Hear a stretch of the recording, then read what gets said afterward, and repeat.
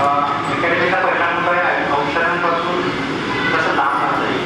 तुम्हाला डॉक्टर स्वतः सांगतो औषधांपासून कसं लांब राहता येईल. माझं म्हणणं औषधांवरची डिपेंडन्सी ना अवलंबून राहण्याची आता जी वेळ आलेली आहे ती त्याच्या वेळेला कमी करता येईल. दुसरं आपण जे खातो ते आहार औषधांसारखा कसं आहे. आहार हे औषध किंवा आपली नॅचरोपॅथी इथपर्यंत जाता मला काय योग्य आहे आणि माझ्या लिमिटेशन कोणते आहे हा माझा विषय. मी स्वतः आयुर्वेदिक प्रॅक्टिस करतो. माझं जीवन झालेलं आहे. मागच्या 13 वर्षापासून मी ठाणे प्रॅक्टिस करतो. वर्ष हॉस्पिटल, सातारा हॉस्पिटल किंवा देवघर हॉस्पिटल इंडस्ट्री लागतं रविवारची उपयोगी चालू केली. डोंबोली आणि ठाणे सगळ्यांमध्ये दोन्ही वेळेस उपयोगी सकाळची म्हणजे दुपारच्या वेळेमध्ये खूप 12 ते 4 वाजता. या हिशोबाने जेवढे विश्व आयुर्वेदिक अकॅडमीचे कार्यक्रम होतात ते सगळे आपण कंडक्ट करतो. आणि लहान मुलांपासून मोठ्यांपासून जे मेजर आजार पण आहे औषधांची डिपेंडन्सी आहे. तर थायरॉइड आहे, इन्सुलिन कॅपॅसिटी, हृदयरोग, सांध्यांचे मणक्यांचे आजार, विस्मरण, अल्झायमर अशांमधून आपण औषधांपासून कसं परावृत्त होत आहे आणि त्याला नॉर्मल टाईपवर कसं आणते आपल्या विषयाला आजचा विषय घेऊन मी सगळ्यासाठी काम करतो. ज्येष्ठ नागरिकांमध्ये काम करतो तसं मला असं आढळलं आहे की जे लहान मुलांमध्ये मी काम करतो ना ती किंवा त्याच पद्धती मला ज्येष्ठांमध्ये वापरावं लागतं. म्हणजे लहान मुलांमध्ये शरीर शरीराचं पोषण व्हावं अशी अपेक्षा असते आणि ज्येष्ठांमध्ये जे पोषण झालेले जास्तीत जास्त कमीत कमी 30 कशी होईल म्हणजे आहे ते कसं टिकवून ठेवता येईल या विषयावर मला काम करतं. त्यामुळं बरीचशी औषधी साधारण येतात, बरेचशी औषधी आपल्या घरातच असतात आणि त्याचा उपयोग आपण त्या पद्धतीने कधी केलेला नसतो आणि त्यामुळं आपण या कृत्रिम पद्धतीच्या औषधांबरोबर अवलंबून राहतो आणि तेच चक्र आपलं सायन्स चालू करतो. हे बऱ्याच जणांना मी विचारलं थायरॉइड कोणी तरी बदल करायची आपण तरी विचारतो का थायरॉइड एकदा शिक्का लागला थायरॉइडचा मध्ये तो जोडला असं त्यांनी सांगितलं. इन्सुलिन टेकिंग कॅपॅसिटी म्हणजे डायबेटिकचे पेशंट जे असतील त्यांच्यामध्ये बऱ्याच जणांनी सांगितलं आपण इन्सुलिन टोचून घ्यायची वेळ येते. शरीरामध्ये तुमच्या इन्सुलिन तयार होऊन आपल्याला इन्सुलिन घ्यावं लागतं. शरीरामध्ये इन्सुलिन बनवणारा घटक आहे पॅन्क्रियास प्रत्येक शरीरामध्ये आहे त्याचं ॲक्टिव्हेशन काय करत आपण की जेणेकरून ते इन्सुलिन बाहेरून घेण्यापेक्षा शरीरामध्येच तयार होईल. डायलिसिस कधी थांबवायचं कोणी सांगत नाही पण करायचं मात्र. पण माझं तर म्हणणं आहे डायलिसिसचा काही यंत्रणा शरीरामध्ये आहे. किडनीचं फंक्शन जर आपण चांगल्या क्वालिटीचं दिलं तर डायलिसिस वेळ येणार नाही. आग लागल्यावर बंब मात्र आणायचा आहे पण आग लागणार आहे म्हणून बंब घरात ठेवायचा हे काही मला पटत नव्हतं. त्यामुळं अशा पद्धतीचं विरुद्ध थोडं प्रवाहाच्या विरुद्धच जातं पण ते कुठंतरी पडतं नंतर ते आपण इम्प्लिमेंट करायला लागतो आणि मग त्याचे फायदे 6-5 महिन्यामध्ये सगळ्यांना जाणवत आहे किंवा प्रत्येकाला असं होतं की जसे मग सांगितलं प्रत्येक संघामध्ये पहिला कार्यक्रम लागला दुसरा कार्यक्रम 2 महिन्यातून आम्हाला परत भेटतो. कारण त्याचे फायदे जे पहिल्या कार्यक्रमात सांगितले सगळे जण आम्हाला लागतात तर त्यांना आणखी पुढचं काहीतरी डॉक्टरांनी काही सांगतील. या हिशोबाने हा उपक्रम आरोग्यनिष्ठ आहार आणि औषधांना नाही म्हणायला शिका अशा पद्धतीने आम्ही राहतो. इथं पण आम्ही आजीबाईचा बटवा टाकणार नाही कारण आजीबाईचा बटवा ही कन्सेप्ट आत्ता ह्या घडीला शक्य होणार नाही पण मी आजारानुसार ते कंटेंट सांगून देतो की जेणेकरून तुम्ही ते त्या पद्धतीने अप्लाय करू शकाल. त्याला कोणतीही नियमावली नाही असेच कंटेंट मी त्या ठिकाणी सांगतो की ज्याला काही नियम नाही कारण बऱ्याच आढळतो की नियम असल्याने आपण परवाड शकतो. त्यामुळे नियम नसणारे असे कोणत्या आहाराच्या गोष्टी आहेत की आपण आज ओळख करून गेलो. तर ज्येष्ठांमध्ये आढळणारी जे काही आजारपण आहेत ना त्याच्यामध्ये सगळ्यात आधी किंवा मोठे आजारपण बऱ्याचदा येतं ते म्हणजे हाडात पडतो. गुडघे दुखणं, सांधे दुखणं, मांडक्याचा त्रास किंवा हाडाच्या संबंधित कोणतेही इतर वेगवेगळे आजारपण किंवा त्याच्यामध्ये येणारे आहेत. त्यानंतर येतात पोटाचे विकार. सुरुवातीला पोटाची असणारी पचण्याची क्षमता आणि आतची पचण्याची क्षमता यामध्ये आपल्याला डिफरन्स म्हणजे तो पोटाचा असतो. त्यामध्ये आवेदाचा असू शकतो, ॲसिडिटी असू शकते किंवा इरिटेबल बाउल सिंड्रोम ज्यामध्ये सारखं काही खाल्लं की शौचाची भावना होणं हा एक होऊ शकतो. नंतर येतो तो म्हणजे पुरुषांमध्ये प्रोस्टेटचा त्रास, लघवीवरचा कंट्रोल नसणं किंवा चेंगणे लघवीवर प्रोस्टेटचा सूज येणं बऱ्याचदा ते प्रकरण CA पर्यंत म्हणजे कॅन्सरचा पण होतं अनेकांना अशी डोक्यामध्ये शंकेची पास काही ठरतं. म्हणजे वयोमानानुसार येणारे शरीरामध्ये बदल आहे त्याचा आपण ॲक्सेप्टन्स करावा आणि लिमिटेशन माहीत पाहिजे की हे कुठपर्यंत आपण रोखू शकतो आणि कुठं आपल्याला औषधाची गरज पडणार हे आपल्याला माहीत पाहिजे. स्त्रियांच्या बाबतीमध्ये मेनोपॉझल सिंड्रोम रजोनिवृत्ती सवय किंवा पाळी जात असताना गर्भाशयाचं आरोग्य कसं राहावं याचे बरेचसे आमच्यासाठी भेटणारे सांगणारे भेटतात. टायफॉइड आहे, PCOD आहे, एकदम गाठी आहे, मुलं मोठी झाली, नातवंड झाले पण माणूस थांबूया, मेडिकल पण आहे असे सांगणारे भेटतात. माझं असं म्हणणं आहे ही एक यंत्रणा आहे 2 डोळे एक काढून घेऊ का, 2 किडनी एक घेऊ का काढून, 2 पाय एक घेऊ काढून, त्याला झपायला हवं. जसं ते गर्भाशय आहे ना, त्याचं जरी कार्य संपलेलं असतं तरी त्याचं महत्त्व टिकून ठेवलेलं आहे. कारण या वयामध्ये असणारा कॅल्शियमचा सगळ्यात मोठा स्रोत तो असतो. त्यामुळे बघा चुकून आजकाल गर्भाशय काढण्यात सगळ्यात तरुण मुलगीच मध्ये होती, एकच मुलं झालेलं तिला आणि त्यानंतर मी काहीतरी कारणामुळे गर्भाशय काढून टाकतो. त्यामध्ये पण तेच प्रश्न डॉक्टरांनी केले होते. मूल झालेलं आहे, मेडिक्लेम आहे, कारण मानसिकता तो आहे, कशाला दर महिन्याचा त्रास नको, काढून टाकतो. वय वर्ष 21 आणि त्यानंतर 3 वर्षांनी प्रत्येक वेळेस ऑर्थोपेडिक, प्रत्येक वेळेस IPH आणि नंतर मग डॉक्टर गावतात. माझं असं म्हणणं आहे त्याला असणारा रक्तपुरवठा, त्याला असणारा ब्रेन करून येणारा नर्वाईन कंडक्टिव्हिटी, त्याला त्या जागेत असणारं महत्त्व हे आहे की नाही. समजा हा टेबल पेन काढून टाकला, इथं पोकळी तयार होईल. या पोकळीमुळे काय होणार, पुढच्या मागचा जो भाग आहे ना त्याचा सपोर्ट निघून जाईल. तसंच ते गर्भाशय आहे, ते काढून टाकल्यानंतर त्याच्यावर असणारं मूत्रपिंड, त्याच्या शेजारी असणारं लघवांत गृहनांत यांचा जो सपोर्ट असतो तो निघून जातो आणि नंतर मग वेगवेगळ्या आजारपणांमध्ये आपल्याला गुंतायला लागतो. तर हे होऊ नये म्हणून आपण काय करायचं याच्यावर विचार. सगळ्यात पहिला आणि महत्त्वाचा सगळ्यात जिव्हाळ्याचा विषय घेतो सगळ्यात आधी आयुर्वेदाने सगळ्यात सांगितलेलं आहे. ही सगळी सूत्र सांगणार आहे ना, ही सगळी वापरण्याची किंवा त्यासारखी सूत्र आहे. ठीक आहे, डॉक्टर गावड्यांनी बनवलेली सूत्र नाही की 2 वर्षांनी बनवली.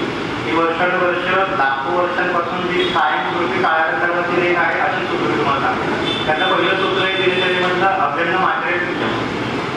अभ्यंग मात्रे सिस्टमचं साधा अर्थ आहे अभ्यंग रोज करा. अभ्यंग म्हणजे पूर्ण अंतरात तेल लावून, साधा शब्द सांगायचं. अभ्यंगाचे 3 प्रकार सांगितले आहे. अभ्यंग, संवाहन आणि मर्दन. अभ्यंग म्हणजे फक्त तेल लावणं, जसं आपण कोणत्याही प्रकारची फेस क्रीम किंवा पावडर लावतो. संवाहन म्हणजे तळ हाताने दाब देऊन तेल लावणं. आणि मर्दन म्हणजे कोल्हापुरात गेल्यानंतर जे काही त्या तालमीमध्ये चालतं ते म्हणजे मर्दन. म्हणजे ज्याला आपण मर्दन करतो त्याने फक्त कोंबलायचं आणि लांबणाऱ्याने फक्त रगडायचं, त्याला म्हणतं मर्दन. आपल्याला मर्दनापर्यंत नाही जायचं नाही, आपल्याला फक्त अभ्यंग फार महत्त्वाचं आहे, तेच फक्त जाणून घेऊ. तर ते पहिलं सूत्र असतं अभ्यंगम आचरित नित्यम. त्याची फलश्रुती देताना वापरताना म्हणतात अभ्यंगम आचरित नित्यम स जरा श्रम वा. अभ्यंग रोज केल्याने त्याचे होणारे फायदे म्हणजे स जरा श्रम आणि वाद. जरा म्हणजे वादात येणार नाही, श्रम म्हणजे थकवा येणार नाही आणि वाद म्हणजे वादाची कोणतेही आजारपण तुमच्या आजूबाजूलाही भरकटणार नाही. हे महत्व आहे त्या अभ्यंगाचं. माझा एक पहिला साधा प्रश्न, आता तुला आपल्या प्रवास बसणाऱ्यांपैकी हे तुम्ही ना फार शून्य ज्येष्ठ नागरिक असं मला वाटतं. कारण यांनी मला सांगितलं त्याच्यावर की 500 सभासद आहे. माझ्यापेक्षा 500 म्हणल्यानंतर त्याच्या आपण 50% करू, म्हणजे 250. त्याच्या आणखी 50% करू, म्हणजे कमीत कमी 150 म्हणजे 100. मला अपेक्षा होतं की 75 तरी बरं असतं. पण तो खरोखर जागतिक आरोग्य दिनाच्या दिवशी आपला आरोग्य साठवून ठेवण्यासाठी धडपडतोय ना, तो हा सुज्ञवर्ग. म्हणून तुमचं सगळ्यात अभिनंदन. वेळात वेळाने ते घेणं, उपस्थित राहणं, ऐकणं आणि ते टिकून घेणं मी जे सांगतो. तर तुमच्यापैकी असे किती जण आहेत की ते रोज अभ्यंग करून आंघोळ करतो, तेल लावतो, अनेक ठिकाणी हात वगैरे कोणीतरी अभिनंदन. त्या दोघं आतापर्यंत आपण दुसऱ्यांना तेल लावतो, आता आपल्याला स्वतःला तेल लावायचं हे लक्षात घ्या. आता तुम्ही म्हणाल कोणतं तेल, कधी, कसं आणि किती. ओके, तुम्ही मला सांगितलं कोणती नियमावली देणार नाही. अशा पद्धतीने लावायचे की सुनेलाही करणार नाही की सासूबाईंनी घ्यायचे आणि अशा पद्धतीने ते लावून घ्यायचे की नंतर येणाऱ्या पाहुण्यांना किंवा डॉक्टर आवड नाही करणार की बेडशीट आणि दिवशी शिकून खराब झाली. नाहीतर मग ते लावल्यानंतर आम्हाला बऱ्याच जणांचे फोन येतात, डॉक्टर ते सुनबाई म्हणजे काय तुम्ही ते लावायला सांगितलं म्हणजे बेडशीटचा सगळा वाद बेडशीटच्या बॉटलमध्ये आणि स्वच्छ दिसत नाही. कोणते डॉक्टर जर तुमच्या संघात आले त्यांना सांगा पुढच्या काय करू नका, काहीतरी सांगत राहतात सावधान प्रोग्राम करतात, माझे नामं वाढवून टाकतात. माझं असं म्हणणं आहे अभ्यंग करायचं ना त्यासाठी एक साधन आहे 12 महिने साधं खोबरेल. याच्यासाठी कोणतंही औषध म्हणजे तुम्हाला जर कोणत्या तज्ज्ञांनी किंवा तुमच्या डॉक्टरांनी सांगितलेलं असेल तर ते वापरा. पण आता आपल्याला डॉक्टरने सांगितलेलं नाही अभ्यंग सुरू करायचं आहे तर 12 महिने चालणार म्हणजे साधं खोबरेल. खोबरेल तेलामध्ये सगळ्यात जास्त पोषक तत्व आहे की शरीरातल्या मांसांची, मांसपेशींच्या हाडांची सगळ्यांचं पोषण करतं. इव्हन ते पोटात घेऊनही आभ्यंतर पोषणही करतं. पण आपल्याला शेंगदाण्याची सवय लावली, काही जणांनी हृदयरोगावर सपोलाची सवय लावली. पण आयुर्वेदाने सांगितले की सफोला हे निषिद्ध, म्हणजे जे काही तेल त्या सफोलामध्ये वापरलं जातं करडई हे निषिद्ध तेलांमध्ये आलेलं आहे. पण जागृतीचा मारा आणि हृदयरोगाची भीती एवढी मनामध्ये ठेवलेली की आपण 5 नाही 10 लिटरचा कॅन आणून ठेवतो नाही सफोला खायचा, बाकी काय होतं ते आम्हाला माहिती. माझं असं म्हणणं ज्या प्रांतात आपण राहतो ना त्या प्रांतासारखं आपण वागतो. आपण कोकण प्रांतामध्ये येतो, भरपूर नारळ आहे, नारळ घ्या. तुम्ही गेलात मराठवाडा विदर्भामध्ये तुझं भरपूर शेंगदाणे घ्यावे, शेंगदाणे गेलात रोममध्ये रोमसारखं ऑलिव्ह ऑइल म्हणून अंगाला लावून आंघोळ करून बाहेर पडावं, मग इथं ते शक्य नाही. त्यामुळं ज्या प्रांतांमध्ये आहे त्या प्रांतानुसार आपण राहावं आणि खावं आणि वापरावं. तर 12 महिने साधं खोबरेल तर लावायच्या पद्धती कशा आणि कधी, कारण बरेच जण म्हणायचं डॉक्टर तीळ तेल लावायला पण काही जण सांगितलं, त्याच्यानंतर मोहरीचं तेल लावा, पण त्यांना ना काही नियम आहे, खोबरेल तेलाचा नियम नाही. म्हणून मी न नियम असणारे तुम्हाला सगळ्या या गोष्टी सांगणार. तीळ तेल जसं वजन वाढवतं तसं वजन कमी करतं, तीळ तेल जसं वात कमी करतं तसं ते वातामध्ये स्तब्धताही आणतं. म्हणजे फ्रोझन शोल्डरही करू शकतो किंवा मुलगा वाकणार नाही किंवा मांडी घालणार नाही अशी वेळ त्या तीळ तेल चुकीच्या पद्धतीने लावले तरी येऊ शकतो. तीळ तेल हे नेहमी कोमट करून वापरलं गेलं पाहिजे. तीळ तेल ऋतुमानानुसार त्याच्यामध्ये ज्याला तीळ तेलाची शुद्धी केली जाते किंवा तेलाचं मारण म्हटलं जातं त्या पद्धतीने वापरलं गेलं पाहिजे. जसं ते चांगले करायची पाठी आणून जरी खोबरं तेल वापरलं तरी चालेल, पण तीळ तेल डायरेक्ट मार्केटमध्ये आणून आपण ते डायरेक्ट वापरू शकत नाही. त्याला पिंपळाच्या काळ्यामध्ये उकळून त्याचं मारण जाळण करून मग त्या औषधी गुणधर्म सिद्ध आणि मग आपल्याला ते वापरावं लागतं. हे एवढे नियम मला वाटतं की आत्तापर्यंत आपण बरेच नियम पाळले, राहण्यापासून सुनेपर्यंत बरेच नियम, आता ते नियम नको आरोग्याचे तर अजिबात नसतं. त्या हिशोबाने खोबऱ्याचं तेल पाळायला नाही. मोहरीच्या तेलातही तसंच आहे. मोहरीचं तेल तुम्ही जर अगदी थंड प्रदेशात राहत असाल की ज्या ठिकाणी टेम्परेचर 5, 6, 7 किंवा 10 पेक्षा जास्त पुढे जात नाही अशा ठिकाणी मोहरीचं तेल त्याच्यामध्ये चिकटा आहे आणि ते उष्ण आहे, तिथं 12 महिने घाम येतो. अगदी थंडीच्या दिवसामध्ये आम्ही इथे लावले काही झोपू शकत नाही, तर अशा ठिकाणी ती मोहरीचं तेल लावून आपल्याला उपयोग नाही. म्हणजे मोहरीचं तेल लावल्यानंतर बऱ्याच जणांना पुरळ येते किंवा स्किनची सेन्सिटिव्हिटी होते, तिथंच लक्षात घ्यायला पाहिजे की हे आपल्यासाठी सुटेबल नाही. आपल्यासाठी योग्य काय साधं खोबरेल तेल 12 महिने. आता लावायचं कसं, कोणतंही खोबरेल तेल लावायचं की तिथं अभ्यंग अपेक्षित आहे ना 23 सेकंदात आपल्या पूर्ण शरीराला तेल लावून होतं. मला कुठे रगडारगडी चोळाचोळी मालिश बिलिश असा कोणताही प्रकार करायचा नाही, फक्त लावणं अपेक्षित आहे. नकशी खाणं फक्त पाठच्या मांडीला आपल्याला लावता येत नाही, पण छातीला पाठीला पोटाला हाताला पायाला मांडीला आणि गुडघ्यांच्या खाली पूर्ण पायाला तेल लावता येतं.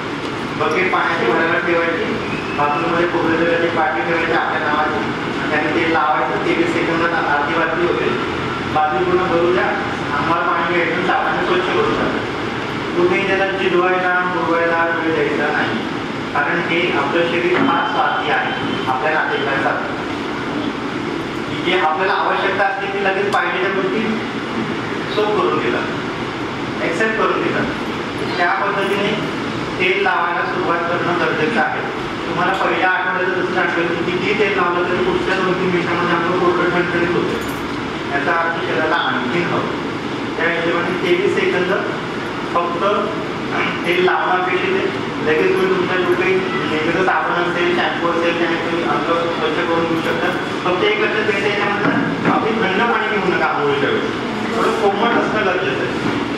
अशा पद्धतीने हे तेल लावणं सुरुवात करू. त्या तेलाचं महत्त्व उदाहरण दिलं की तुमच्या बऱ्याच लक्षात येत नाही, म्हणजे बऱ्याचदा उदाहरण देतो. आपल्याकडे प्रत्येकाकडे एक 2 व्हीलर किंवा 4 व्हीलर असते.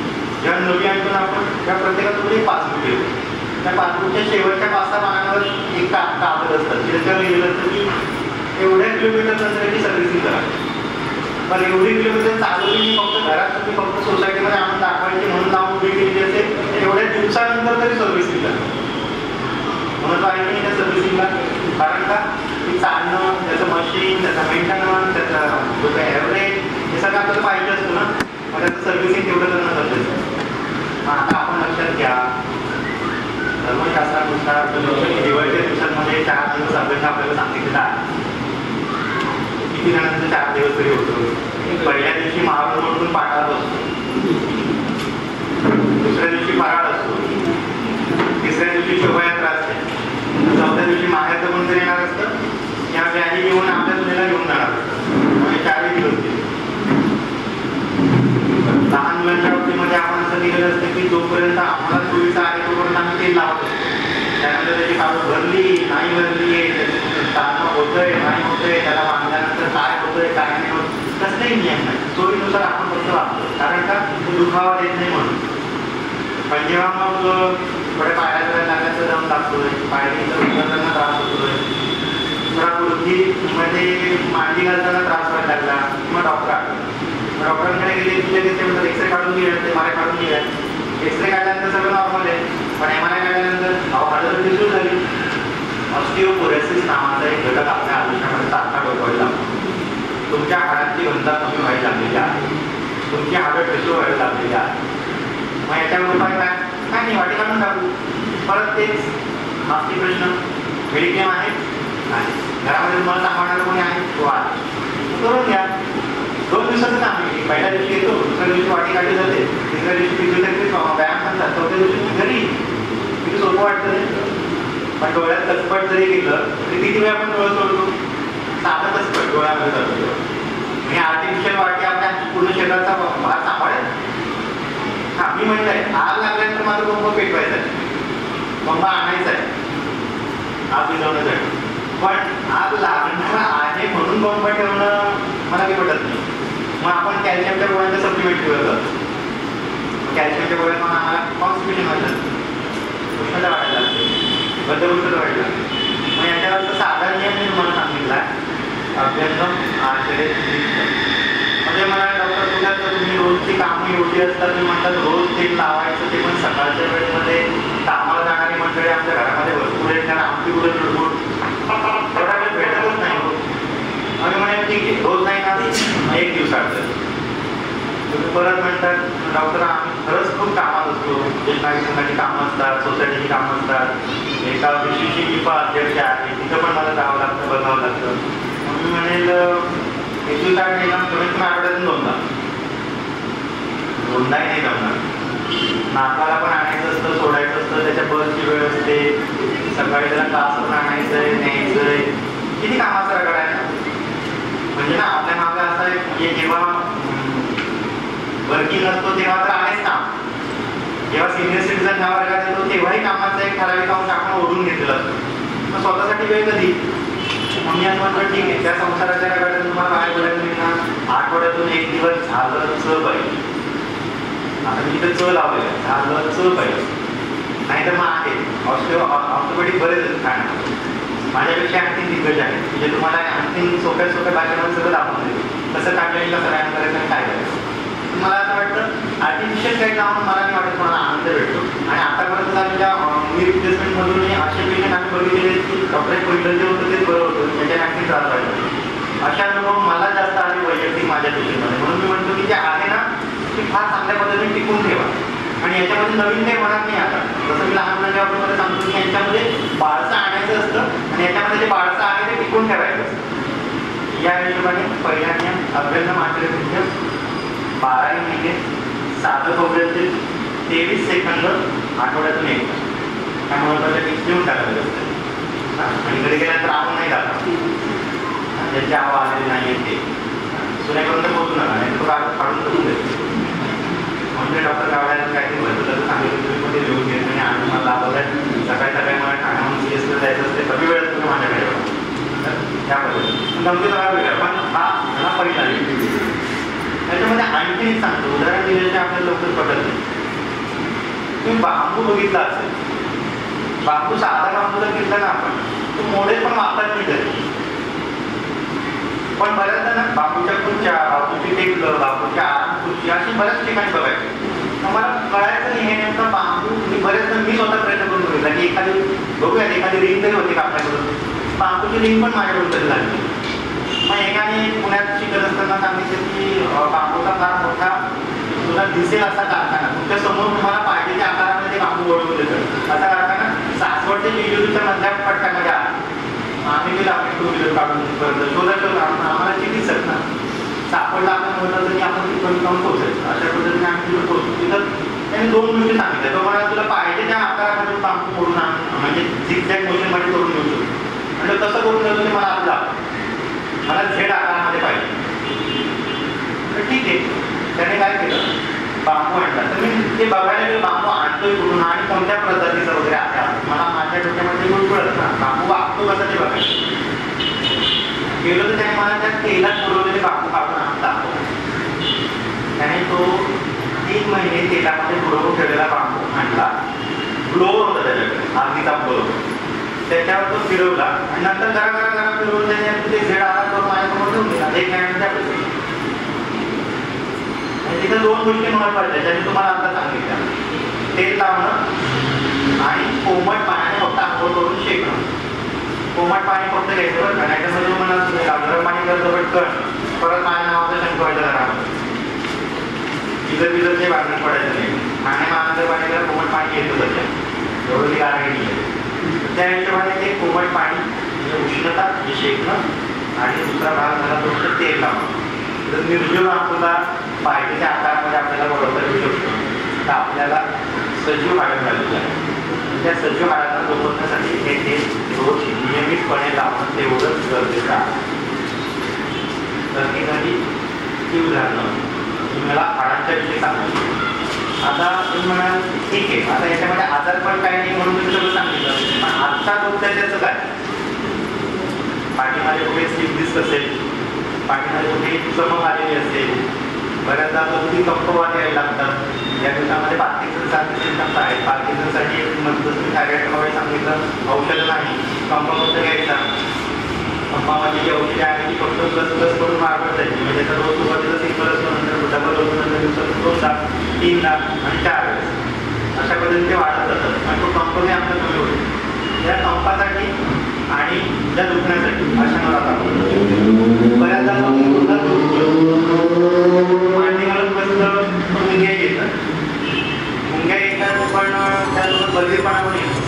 इथून कोणत्याही दुःखाचा गाडीने स्वतःच्या गाडीने प्रवास झाला तरी पावसाळ्यात टाकमध्ये दूध येते. मग अशा या रुग्णाला नेमकं काय करायचं. माझं असं पहिलं म्हणणं आहे की पहिले तर तेल लावायला सुरुवात करा की जेणेकरून त्याचे सिम्पटम्स कमी होतील. दुसरं, दुखणाऱ्या भागांवर 2 गोष्टींचा अप्लाय करायचा.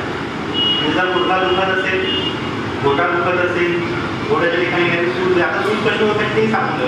गुडघ्यापासून खाली नडगीचा जो भाग आहे ना म्हणजे पुढं असणारा हाडाचा ठिकाण, त्या ठिकाणी फक्त वर स्किन आहे आणि खाली हाड आहे. त्यावरनं अंगठाने जोरात दाबायचं. दाबलं की खड्डा पडतो. पण वेदना काही नसतात म्हणून आम्ही बोलवतच नाही त्याच्याकडे. जेव्हा हे दुखायला लागतं ना आणि आपल्याला चालायला आपल्याला जरा स्पीड कमी व्हायला लागला की मग आपल्याला आठवतं काहीतरी बिघाड झालेला आहे. पण ती सूज आपण कायमच कॅरी करतो. 90% आता इथं जे बद्दल त्यांच्या गुडघ्यांवर सूज आहे. म्हणजे दुखत नाही म्हणून आपण कुठेही आरडाओरडा आपण चालू नाही आलो. दुखायला लागले की मात्र आरडाओरडा सुरू होतो. तर असं जर दुखणं असेल ना तर एकच काम करायचं. ज्या ठिकाणी दुखतंय म्हणजे गुडघा असू दे, घोट्याचं ठिकाण असू दे, कमरेचं ठिकाण असू दे, त्या ठिकाणी सुंठीचा लेप करायचा. साधी सुंठ पावडर लेप करत असताना साधारण 1 रुपयाच्या नाण्यावर लेप करायचा. त्याच्यापेक्षा फार मोठा नाही. जे पेनचा पिन पॉइंट आहे त्या ठिकाणी तो करायचा. साध्या सुंठीचा लेप. सुंठ उघडून घेतली तर चमचाभर उघडायची, पावडर घेतली तर अर्धा चमचा पावडर घ्यायची. सुंठ पावडर कुठे मिळतो. दुसरं ते झालं गुडघा आणि घोट्याच्या ठिकाणी असणारे दुखणे. आता मी म्हणेल मानेच्या संदर्भात आणि मणक्याच्या संदर्भात काय, ज्यांना सर्वायकल स्पॉन्डिलायटिस आहे, डॉक्टरने सांगितले की ते बांधल्याशिवाय बाहेर पडायचंच नाही. आम्हाला ते आतापर्यंत हातात रुमाल तरी घेत नाही, ते गळ्याला कधी बांधणार आम्ही, पण आम्ही ते बांधतच नाही. त्यामुळे मग सर्वायकल स्पॉन्डिलायटिस आणखी वाढत जातो. मग हातामध्ये मुंग्या येणं, खांद्यामध्ये मुंग्या येणं, डायबिटीस असेल तर फ्रोझन शोल्डर होणं, हात वरच जात नाही. तर अशामध्ये ना मणक्यांशी संबंधित जे काही आक्रमण आहे त्या ठिकाणी दालचिनीचा लेप करायचा. दालचिनीचा लेप सुद्धा त्याच मात्रेमध्ये 1 रुपयाचं नाणं आहे त्या साईजमध्ये. आणि ज्या ठिकाणी तुम्हाला 3 पॉईंट पेन आहे म्हणजे खाली वापरत असताना तुम्हाला जाणवतं नेमकं कुठं रग लागते, काही उचलल्यानंतर जाणवतं की कुठं आपल्याला दुखणं आहे. उचलणं म्हणजे किती, आता तांब्यासुद्धा पाण्याचा उचलता येत नाही. किंवा बऱ्याचदा तुमची एखादी भाजी किंवा एक डझनभर स्वीटची पिशवी जर हातामध्ये असेल तर त्याने सुद्धा रग लागते. तर तो पेन पॉईंट आहे ना त्या पेन पॉईंटवरच त्याचा लेप करायचा आहे. कशाचा, दालचिनीचा. दालचिनी सुद्धा पावडर मिळते. अख्खी असेल तर 1 चमचाभर उघडा आणि त्या ठिकाणी तो लेप करा. आता लेप करत असताना एक लक्षात घ्यायचं, कोणत्याही प्रकारचे लेप 3 मिनिटांपेक्षा जास्त शरीरावर ठेवायचे नाही. फक्त 3 मिनिटं. आपण नाही तर बसतो त्या ब्युटी पार्लरमध्ये गेले की किती वेळ लागतो कळतच नाही. त्यांनी काय काय चेहऱ्याला लावलं आणि किती वेळ सुकवत असतं तेही कळत नाही. तर नाही, इथं कोणत्याही गोष्टीमध्ये मी उष्णता गरम करणं सांगितलेलं नाही.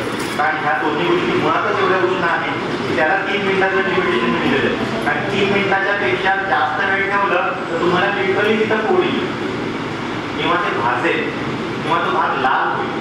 एवढी उष्णता त्या ठिकाणी आहे, त्या दालचिनीमध्ये सुद्धा आणि त्या सुंठीमध्ये सुद्धा. त्यामुळं गुडघा, गोट्याचं ठिकाण किंवा पायाचे दुखणी त्या ठिकाणी फक्त सुंठ, मणका, फ्रोझन शोल्डर किंवा सर्वायकल स्पॉन्डिलायटिस या ठिकाणी फक्त दालचिनी.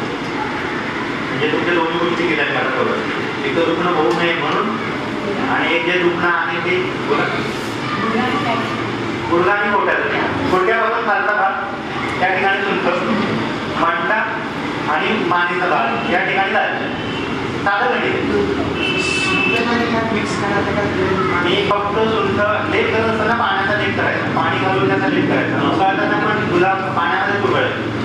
अगदी तुम्हाला असं वाटतं की थोडं सुगंधी व्हावं तर गुलाबजल घेऊ शकतो तुम्ही. साधं पाणी चालतं. चांगलीवर उगाळताना एक चमचाभर गंध घेऊन चांगला असा उगाळायचा.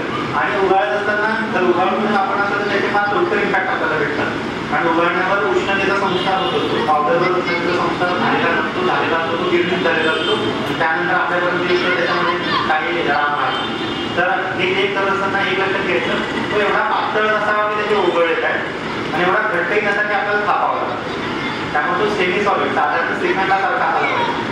पाडवा म्हणतो म्हणलं तर लोक लक्षात श्रीखंड म्हटल्यानंतर डॉक्टर गावडे आठवलं पाहिजे, लेप लावायला सांगितलं. या हिशोबाने हे मणक्याचं, सांध्यांचं, गुडघ्यांचं होऊ नये म्हणून झालेलं असताना काय या पद्धतीने आपण जरा यातून बाहेर 3 मिनिटच ठेवायचे. 3च मिनिटं ठेवायची. दिवसातून तुम्ही 2दाही करू शकता. 6-7 तासाच्या 2दा केलं तरी चालेल. पण तुम्ही एक लक्षात घ्या, हे केल्यानंतर ना साधारण आठवड्याभरामध्ये आपल्या वेदना जवळपास 70% कमी होतात. किती? 70%. कसले पेन किलर न घेता. पण हे कमी झालं म्हणून आता मी काही करणार नाही, मी आता बरी झाली आहे असं नाही. मागचा जो नियम सांगितला अभ्यंगम आचरण नित्यम हे मात्र बोलूच पाहिजे. अभ्यंग आचरण नित्यम म्हणजे कोणासाठी ते 1 दिवसाच्या बाळापासून ते 90 वर्षाच्या आजूबाजूला सगळ्यांना. त्यामुळे जरी दुखणं कमी झालं तरी तुम्ही तेल लावणं जे आहे ना ते मात्र नियमितच ठेवायचं. आपल्याला बऱ्याचदा असं म्हणतात म्हणजे लहान जेव्हा असं मला आठवतं बऱ्याचदा कोणती त्याच्या आजी आजोबांना पहिला प्रश्न असतो त्याला काहीतरी टॉनिक घेऊन द्यावं त्याच्या शरीराचं पोषण होण्यासाठी. पण माझं असं म्हणणं आहे पोषण म्हणजे काय, जे शरीराला लागू पडतं ते आपण जे अन्न खातो मग ते लागू का पडत नाही. आपल्या खाण्याच्या पद्धती बदलते. लहान मुलांच्या पण आणि आता त्यामुळे मोठ्यांच्या पण कारण त्यांच्यासोबत त्यांना एक खावं लागतं किती आवडत नसतं तरी. लहान मुलांच्या खाण्याच्या सवयी बघा, लहानपणी मी केस खाल्ल्याचे बाहेर पडत नव्हतं. तांदळाचे साधी केस वाढल्यावर आमची आजी द्यायची. आता केसच बनवत नाही. कुकरमध्ये शिट्टी झाली भात होतो आणि आमच्या दुसरा भात असा मोकळा पाहिजे असतो बरं का. मऊ भात मेसूर भात असला काही त्यांना पडतच नाही. गोळा भात तर अजिबातच नसतो. विदर्भात पुण्यात तर त्यांनी गोळा भात विकून लावा. तो मऊ भात पेस अशा गोष्टी का मुलांच्या खाण्यात येत नाही. त्यांना मॅगी आवडते, त्यांना चायनीज आवडते, त्यांना कोक आवडतो, त्यांना थम्सअप आवडतो. का कोणी पनर पित नाही, का कोणी कोकमावर राहत नाही. तर याच्यामध्ये ना बऱ्याचशा गोष्टी ह्या बुद्ध्यांकावर अवलंबून व्हायला लागलेल्या आणि त्यामुळे लहान मुलांमध्ये ज्याला म्हणतो सेंट्रल ओबेसिटी मुलांमधलं वजन वाढणं, मुलांमधला रागा. म्हणजे आमच्या वेळेस असं होतं की 8वी 10वीपर्यंत मला आठवत नाही की वडील आल्यानंतर मी माझी दारात कोणतरी उभं राहील. पुस्तक पाठ आणि मी लेखणे काही वाचत नसतो तरी ते उघडं करून बसायचं. कारण का घरामध्ये बाबा आले. आजकालची मुलं बाबा सोसायटीत जरी आला तरी अख्खा सोसायटीला द्यायचे बाबा आले आणि आता तेवढा आपल्याला जाणवत बाबा आले पिशवी काय आणलंय काय आणते मला खाऊ खाऊ तर लांबच राहिला. पण आमची तेवढी ग्रो करायची पण होतो. पण आता मुलांचा जो ॲग्रेसिव्हनेस ज्याला म्हणतो रागा रागा म्हणजे आपण जाणवत असतो पाहिजे म्हणजे पाहिजे. टिकटॉकच्या समोरून जरी गेलो तरी त्याला पाहिजे असतं. ते आतमध्ये जे मला हवं. माझ्या आजूबाजूचं तर मला लाड असतो आमचा बाबूचं कौतुक म्हणून मग ते दिलं जातं. आणि आई बाबा असेल तर कुठं आता हा रडागड 4 लोकांमध्ये आपलं तिथं गावात गेले रडागड म्हणून मग ते गोष्टी मारून बसून त्याच्या हाताने दिलं जातं. मग तिथं त्याला कळतं यांचा एक पॉईंट काय रडागड किती सगळं मिळतं आणि सारखीच व्हायचा आणि मग त्याचा त्रागा आणखी वाढतो. मग तिथं त्याच्या स्वभावात बदल व्हायचा. म्हणून मी म्हणतो की हे जे आहे ना हे ज्येष्ठ नागरिकांमध्ये कसं येतं आता आर्टिकल पद्धतीने नियमानुसार वापरले असतात आणि आता ती मोल्ड व्हायची वेळ असते ना ती कुठल्या तरी अडचणीची वाटते. म्हणजे काय झालं पाहिजे बराच वेळ घरामध्ये मिळतो. घरातल्या सगळ्या गोष्टी आता माहीत व्हायला लागल्या. सुरुवातीला 6ला जायचो, रात्री 8 वाजता यायचो, काही करायचं खाल्लं डबा घेतलाच झालं. दुसरं काही काम नव्हतं. आर्थिक भाग होता तो सगळं सांभाळला, सगळा पूर्ण केला. पण आता ह्या गोष्टी पुढच्या पिढीला सांगण्याची ज्या वेळेस तेव्हा ते मोल्ड होणं जे ना ते आम्हाला पटत नाही आणि त्याच्यावर त्रागा व्हायला की त्या नियमाच्या चौकटीमध्ये बसून आपण जे काम केलं असतं ती कोणती पिढी करत नसते. जसं मला एक साधं उदाहरण पेज द्यायचं. आपल्याला बरंच वाटत असतं नानाने पेज घ्यावी, नानाने एखादं दुसरं थालीपीठ तरी खावं आणि त्याने पिझ्झा आवडतं थालीपीठ फक्त खायला हवं. तर सांगा त्याच्यावर काय वाटत असतं आम्ही वेगळ्या म्हणतात बरं वाटतं घरामधला असे बरेच म्हणजे आता ती संस्कृती बदलली त्यामुळं मला परत त्या विषयावर आणण्यासाठी तो मोल्ड होत असतो आणि आदरापट करणं हे मला पटत नसतं. तर मग तिथं आपल्या बुद्ध्यांकाचा किंवा आपल्या वैचारिक पातळीचा त्रागा त्या ठिकाणी व्हायला. म्हणून लहान मुलांमध्ये मी तेच औषध सांगतो जे मोठ्यांसाठी सांगतो ते त्रागासाठी औषध. म्हणजे जिथं कुठेतरी आपल्याला एक आपली लिमिटेशन आहे त्याच्या पुढे मी काम करू शकत नाही पण मला समोर कळते की समोरचा चुकतोय आणि तो माझा ऐकतही नाही त्यावेळेस जो त्रागा होतो ना त्याला उद्वेग म्हणतात. आता ते नानापूरचं सर बोलते येतीलच ते मानसिक स्वास्थ्यावर बोलणार आहे ते आणखी डिटेलिंग सांगतील. औषधांबद्दल म्हणजे आहारी घटकांबद्दल सांगून देतो. त्यामध्ये ना सगळ्यात महत्वाचं औषध आहे ते म्हणजे साळीचं लाह्या. ज्यांना आता पित्ताचा म्हणजे मानसिक पित्त बरं का सारखी चिडचिड सारखे आदर आपण किंवा मी असं म्हणेन की लहान मुलांमध्ये ॲग्रेसिव्हनेस जसा असतो तसा आपल्या स्वभावात घ्यायला लागणं असं जर व्हायला लागलेलं असेल ना कोणामध्ये म्हणजे सुनेच्याबद्दल येऊ शकतं, समाजाबद्दल येऊ शकतं, आपल्या कौटुंबिक किंवा सामाजिक मित्रांबद्दल होऊ शकतं की कुठं ते वैचारिक द्वंद्व होणं आणि मग तो त्रागा व्हायला लागतो आणि मग खाली वर्ग आपल्याला असं समजतात की नाही हा ना जरा चिडकुडच झालं. रिटायरमेंट नंतर बऱ्याच जणांना सांगत असतो सिनियर सिटीजनचं लाईफ असं चालतं सारखेसारखं भरपूर वाढावं आणि तेवढंच गोड व्हावं. पण आपलं वेगळं होतं, आपण भोगळ्यासारखं होतो, भरपूर मोठे होतो आणि तेवढंच कडू होतो. तसं नको. त्या साळीच्या लाह्या वापरायच्या कशा बुद्ध्यांकासाठी किंवा मानसिक पित्ताच्या आजारांसाठी. साळीच्या लाह्या त्या ताकात भिजवून घेऊ शकतो, साळीच्या लाह्या दुधामध्ये भिजवून घेऊ शकतो, साळीच्या लाह्या भाजून त्याचा भडंग बनवू शकतो चिवड्यासारखा. साळीच्या लाह्यांचं चांगलं निवडून जर पीठ केलं तर त्याची घावणं वगैरे होऊ शकतात किंवा त्यांच्या कसल्याही प्रकारच्या दर्शनांमध्ये वापर होऊ शकतो. साळीची लाही कोणती ती सांगून देतो. लक्ष्मीपूजनाला प्रसाद म्हणून ज्या व्रताच्या सोबत ठेवतात त्या साळीच्या लाह्या ज्याचं ते 4 कोणी घेऊन कोणी बघत दिलं 4 दिवसानंतर म्हणजे तेव्हा येऊन बाहेर जातो तर त्या साळीच्या लाह्यांचा वापर आम्ही IQ लेवल वाढवण्यासाठी केलेला आहे. त्या मुलांमध्ये ज्यांचा IQ ड्रॉपडाऊन झालेला आहे, बुद्ध्यांक कमी आहे, गतिमंद आहे आणि ज्यांच्यामधल्या काही पालकशाळेमध्ये काही पॅरेंट्स आम्हाला सांगतात की हा फार संतापी झाला म्हणजे ज्याला आपण म्हणतो ना एक बोर्ड म्हणून किंवा मिळालं नाही तर आदरापट करणं म्हणजे दोडणं धडापडा जवळच नाही मिळालं नाही एखादी गोष्ट धडापट करू आदरापट करू तसं आपण तर करू शकत नाही पण आपल्याकडे ते वैचारिक दोन डोक्यामध्ये राहिलेलं असतं. तर अशामध्ये ना त्या साळीच्या लाह्या आपल्या खाण्यामध्ये ठेवावं. खाण्याचे प्रकार सांगितले कसे खायचे दुधामध्ये भिजून देऊ शकतो, ताकामध्ये भिजून देऊ शकतो, त्याचा भडंग बनवून चिवडा बनवू शकतो. पण आता चिवडा बनवून असं नाही बरं का नाशिकून कोंडाच्या आणल्या त्याच्यामध्ये घालतात तर ह्या पुण्यामध्ये लग्न झाल्या पाहिजे त्याच्यामध्ये घालतात तसं काय त्याला फक्त हळदी मिरची फोडणी द्यायची वाटण्याचं दाणे घाला थोडी चवी पुरतं पण तुम्हाला राममंदिर करून घालायचं तर तो घाला पण चवी पुरतं नाही तर मला ते खाण्याची चाळीच्या लायक काही राममंदिर उद्या छोटा घालायचा ठीक आहे. या हिशोबाने अशा या गोष्टीचा वापर चाळीच्या लायकांबद्दल केला. काही शंका म्हणाला चाळीच्या लायकांबद्दल सगळ्यांना कळालं.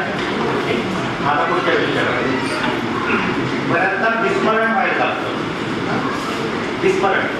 विस्मरण म्हणजे काय त्याला म्हणजे शॉर्ट टर्म मेमरी लॉस.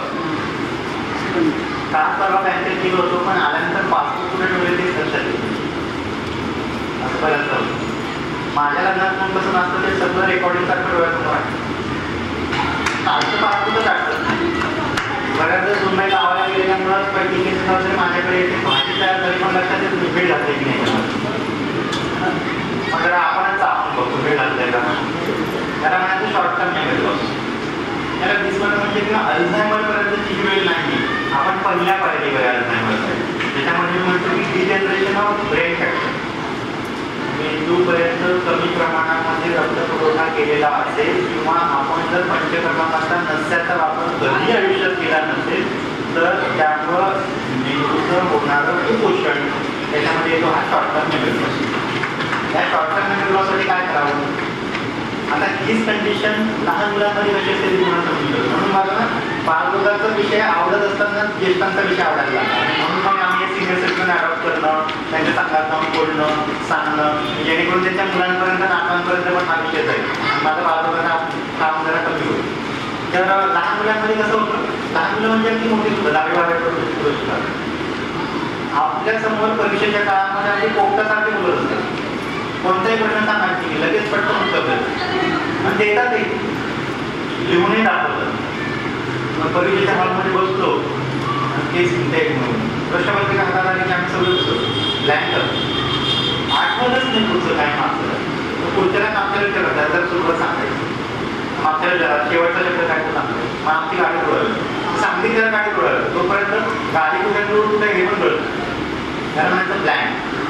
तसं आपल्यामध्ये शॉर्ट टर्म मेमरी लॉस आठवलेलं आहे, पाठ केलेलं आहे, लक्षात ठेवलेलं आहे, लिहिलेलं आहे, लिहून दाखवलेलं आहे. मागच्या 12 तासात फक्त झोप घेतली शाळेत आणि मला विसरायला चालते त्याला म्हणायचं शॉर्ट टर्म मेमरी. आपल्या बाबतीमध्ये दुसरी उदाहरण दिली पासबुकची झाली, मिठाची झाली, त्याला म्हणायचं शॉर्ट टर्म मेमरी लॉस. ते याच्यामध्ये 2 उपाय करायचे. हे उपाय म्हणजे सगळ्यात महत्त्वाचे म्हणजे सांगितलं ना नस्य. नस्य म्हणजे काय? नाकामध्ये कोणत्याही प्रकारच्या तेलाचे ड्रॉप घालणं, काढ्याचे ड्रॉप घालणं किंवा तपकीर होण्यासारखा जो प्रकार आहे तो म्हणजे नस्य. त्याचे प्रकार केलेले त्याला म्हणतात प्रगमन नस्य. त्याच्यामध्ये चूर्ण पावडर नाकात घालायची आणि तेल किंवा काढे जर नाकात घालायचे त्याला म्हणतात प्रतिमर्श आणि मर्श नस्य. प्रतिमर्श ते प्रकारामध्ये जाऊ नका आपण फक्त एक लक्षात घ्यायचं साधं कुठे ते दोन्ही नागपुरांमध्ये एक थेंब साधं म्हणजे ज्याला मी मग सांगितलं म्हणून ते नियम लावतात. नियम आणि ती फळ वाटायची. तर नस्य म्हणजे काय? नाकामध्ये कोणतेही औषध घालणं. आयुर्वेदाने सांगितलेले नासाही शीर्षोद्वार मज्जेपर्यंत किंवा मेंदूपर्यंत जर पोचवायचं असेल तर नाकाशिवाय दुसरा मार्ग नाही. शंखपुष्पीच्या ड्रममध्ये जरी बसलो ना आपण रोज किंवा आपल्या नातवाला जरी रोज बसवलं ना शंखपुष्पीच्या ड्रममध्ये तो 10 दिवसाने आटून जाईल पण आमच्या डोक्यात ते प्रकाश पडणार नाही. त्यामुळे उगाच तसल्या बाटल्या, तसले काही टॉनिक, तसलं काही ब्रेन टॉनिक, तसलं काही त्यांना उगाच सवयी लावू नका, त्याच्या मागे धावू नका. या 2 गोष्टी फक्त तेवढ्या करा. नाकामध्ये तेल घालणं, मग सांगितलं तर साळीच्या लाया ते पाण्यामध्ये ठेवणं.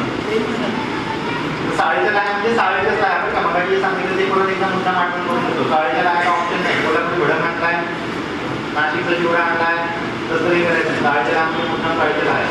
तर आता हे नाकात तेल घालण्याच्या पद्धती कशा आणि किती? आठवड्यातून 2च दिवस. मुलांमध्ये सुद्धा तेवढं, मोठ्यांमध्ये सुद्धा तेवढं. आणि किती घालायचंय? प्रत्येक नागपुडीमध्ये 1 थेंब. दोन्ही नागपुडीमध्ये मिळून 2 थेंब. घातल्यानंतर थोडा वेळ पडून राहा. ते थोडा घशात आल्यासारखं होतं. घशात आलं कसं करायचं नाही. आणि सांगितलं मोठा श्वास घ्यायचा. मोठा श्वास घेऊ नका. तर घशामध्ये आलं मिळून टाका. 5-10 मिनिटांनी स्वच्छ करायला स्वच्छ करा. पण टाकत असतानाची पद्धत कशी तुम्हाला सांगतो. थोडा वेळ आपण झोपून राहिलं ना नोझल मिळतात ना ड्रॉपर मिळतो त्याच्यामध्ये ते थेंब ठेवायचं. नाकाचा जो मधल्या पडदा आहे ना त्या मधल्या पडद्यावर बरोबर तो थेंब जाईल अशा पद्धतीचा तो ड्रॉप करा नाकाच्या पडद्यावर. तुम्ही जर अगदी त्या नागपुडीमध्ये घातलं ना तर त्याचा स्ट्रोक येतो आणि आपल्याला शिंकायला जातो पटापट. तसं व्हायला ना तो रिफ्लेक्स आहे. आणि तुम्ही जसं म्हणालात ना मोठा श्वास घ्या तो पण एक स्ट्रोक आहे. जसं तपकीर भुंगल्यानंतर शिंकायला त्या भुंगणं म्हणजे स्ट्रोक आहे. तो स्ट्रोक घ्यावा लागतो आपल्याला. मला असं म्हणायचं की त्या तेलाला स्वतःच्या डेन्सिटीनुसार तिथपर्यंत जाऊ म्हणजे मांसपेशी जे आहे ते शोषून घेईल आणि ते बरोबर मेंदूपर्यंत पोहोचेल. आठवड्यातून 2दा फक्त 2 थेंब मोठ्यांमध्ये सुद्धा आणि लहानांमध्ये सुद्धा. लक्षात साधं खोबरेल तेल त्याला कोणताही दुसरा पर्याय नाही. हां जर मुलांच्या बाबतीमध्ये काही वेगळी कारणं असतील जसं इप्लेक्सी आकडी येणं गतिमंद मतिमंद तर त्यासाठी पॅरामीटर्स वेगळे आहेत. पण मी आता हे सगळं नॉर्मल मुलांसाठी सांगतो. त्या मुलांचा विषय माझ्याजवळ सध्या नाही. किंवा तो आता हे हा मंच नाही की ज्या गोष्टीच्या मुलांबद्दल सांग. तर अशा पद्धतीने हे जे नस्य सांगितलंय ते शॉर्ट टर्म मेमरी लॉस, मज्जा, मेंदूचं पोषण आणि त्याचा अर्थ थोडंसं चांगल्या करण्याची योजना. ठीक आहे. तर त्याच्या पुढचा विषय तो पोटाची समस्या. पोटाच्या विकारांमध्ये सगळ्यात पहिला प्रश्न भेटतो तो म्हणजे प्रचंड होणारी ऍसिडिटी. सारखी ऍसिडिटी आम्हाला होत असते. काही का सुरुवातीला आम्ही 4-4 वडापाव सहज खात होतो. आता अर्धा जरी खाल्ला तरी जाणवतं दुपारपर्यंत वडापाव खाल्ल्याने एवढी ऍसिडिटी आम्हाला होते. दुसरा आहे तो एमिलियासिसचा म्हणजे हवेचा त्रास. तिसरा आहे तो बद्धकोष्ठतेचा त्रास. पोट साफ न होणं किंवा शौचाची भावना वेळेनुसार न होणं. इथे 2-2 दिवस बसागंडात होत नाही अशा पद्धतीने. आणि चौथा येतो तो म्हणजे इरिटेबल बाउल सिंड्रोम, ज्याला IBS म्हटलं जातं किंवा ज्याला अशा त्याची लक्षणं अशी असतात की पाणी जरी पिलं तरी शौचाची भावना, ब्रेकफास्ट जरी केला तरी शौचाची भावना, किचनमध्ये जाऊन फक्त आवडीचा काय बनवलं हे तरी माहीत झालं तरी शौचाची भावना, बाहेर कुठं जायचं झालं तरी त्या IBSच्या पेशंटला असं वाटतं की आम्ही शौचाला जावं आणि मग बाहेर पडावं. एवढे ते इरिटेशन त्या बाउलला असतात किंवा आकड्याला असतात म्हणून त्याला IBS म्हटलं जातं. तर हे IBS ऍसिडिटी, बद्धकोष्ठता आणि हवेचा त्रास या हिशोबाने. तर ऍसिडिटीसाठी एक कॉमन फॅक्टर सांगून देतो जेणेकरून ऍसिडिटी कायमची आपल्याला जाईल. त्यामुळे म्हणजे एलुसी, पॅनकोटी, पॅन्टाप्रोझॉल हे आपल्या घरामध्ये थोडा कमी होतो. पॅन्टाप्रोझॉल वगैरे जे ना ज्यांच्या शेवटी झोल आहे ZOLE ह्या सगळ्यात झोलवाल्या असतात. कायमच झोल असतो. किती आपलं बरं वाटतच नसतं बरं. त्यामुळे प्रत्येक वेळेस त्या अँटासिडची गोळी आहे ती बंदूनच घ्यावी लागते आपल्याला. त्यापेक्षा साधं ज्यांना ज्यांना ऍसिडिटी होते, बऱ्याच जणांना ऍसिडिटीचा उल्लेख एवढा असतो की सुरुवातीला खटपाटे जळजळ होणं, पोटात जळजळ होणं, छातीत जळजळ होणं, नंतर मळमळल्यासारखं होणं आणि नंतर प्रचंड डोकं दुखणं. प्रचंड डोकं एवढं की त्यामध्ये एवढा ठणका असतो की आपला आवाजही सहन होत नाही, लाईटही सहन होत नाही, ऊनही सहन होत नाही. उन्हात गेल्यानंतर जनरली हे जास्त होतं, दगदग झाल्यानंतर जास्त होतं. याला म्हणतो आपण मायग्रेनची पहिली गणती. आणि दुर्दैवाने मायग्रेनचं प्रमाण आपल्या ठाण्याच्या म्हणजे ज्या ज्या ठिकाणी प्रॅक्टिस करतो त्या ठिकाणी जवळपास 70% स्त्रियांमध्ये किंवा तरुण मुलींमध्ये मायग्रेनचं प्रमाण वाढायला लागतं. आता उन्हापासून आपण लांब जाऊ शकत नाही, आवाजापासूनही लांब जाऊ शकत नाही. तर मग नेमकं काय करता येऊ शकतं? साधं लोणी आणि खडीसाखर हे त्याचं उत्तर.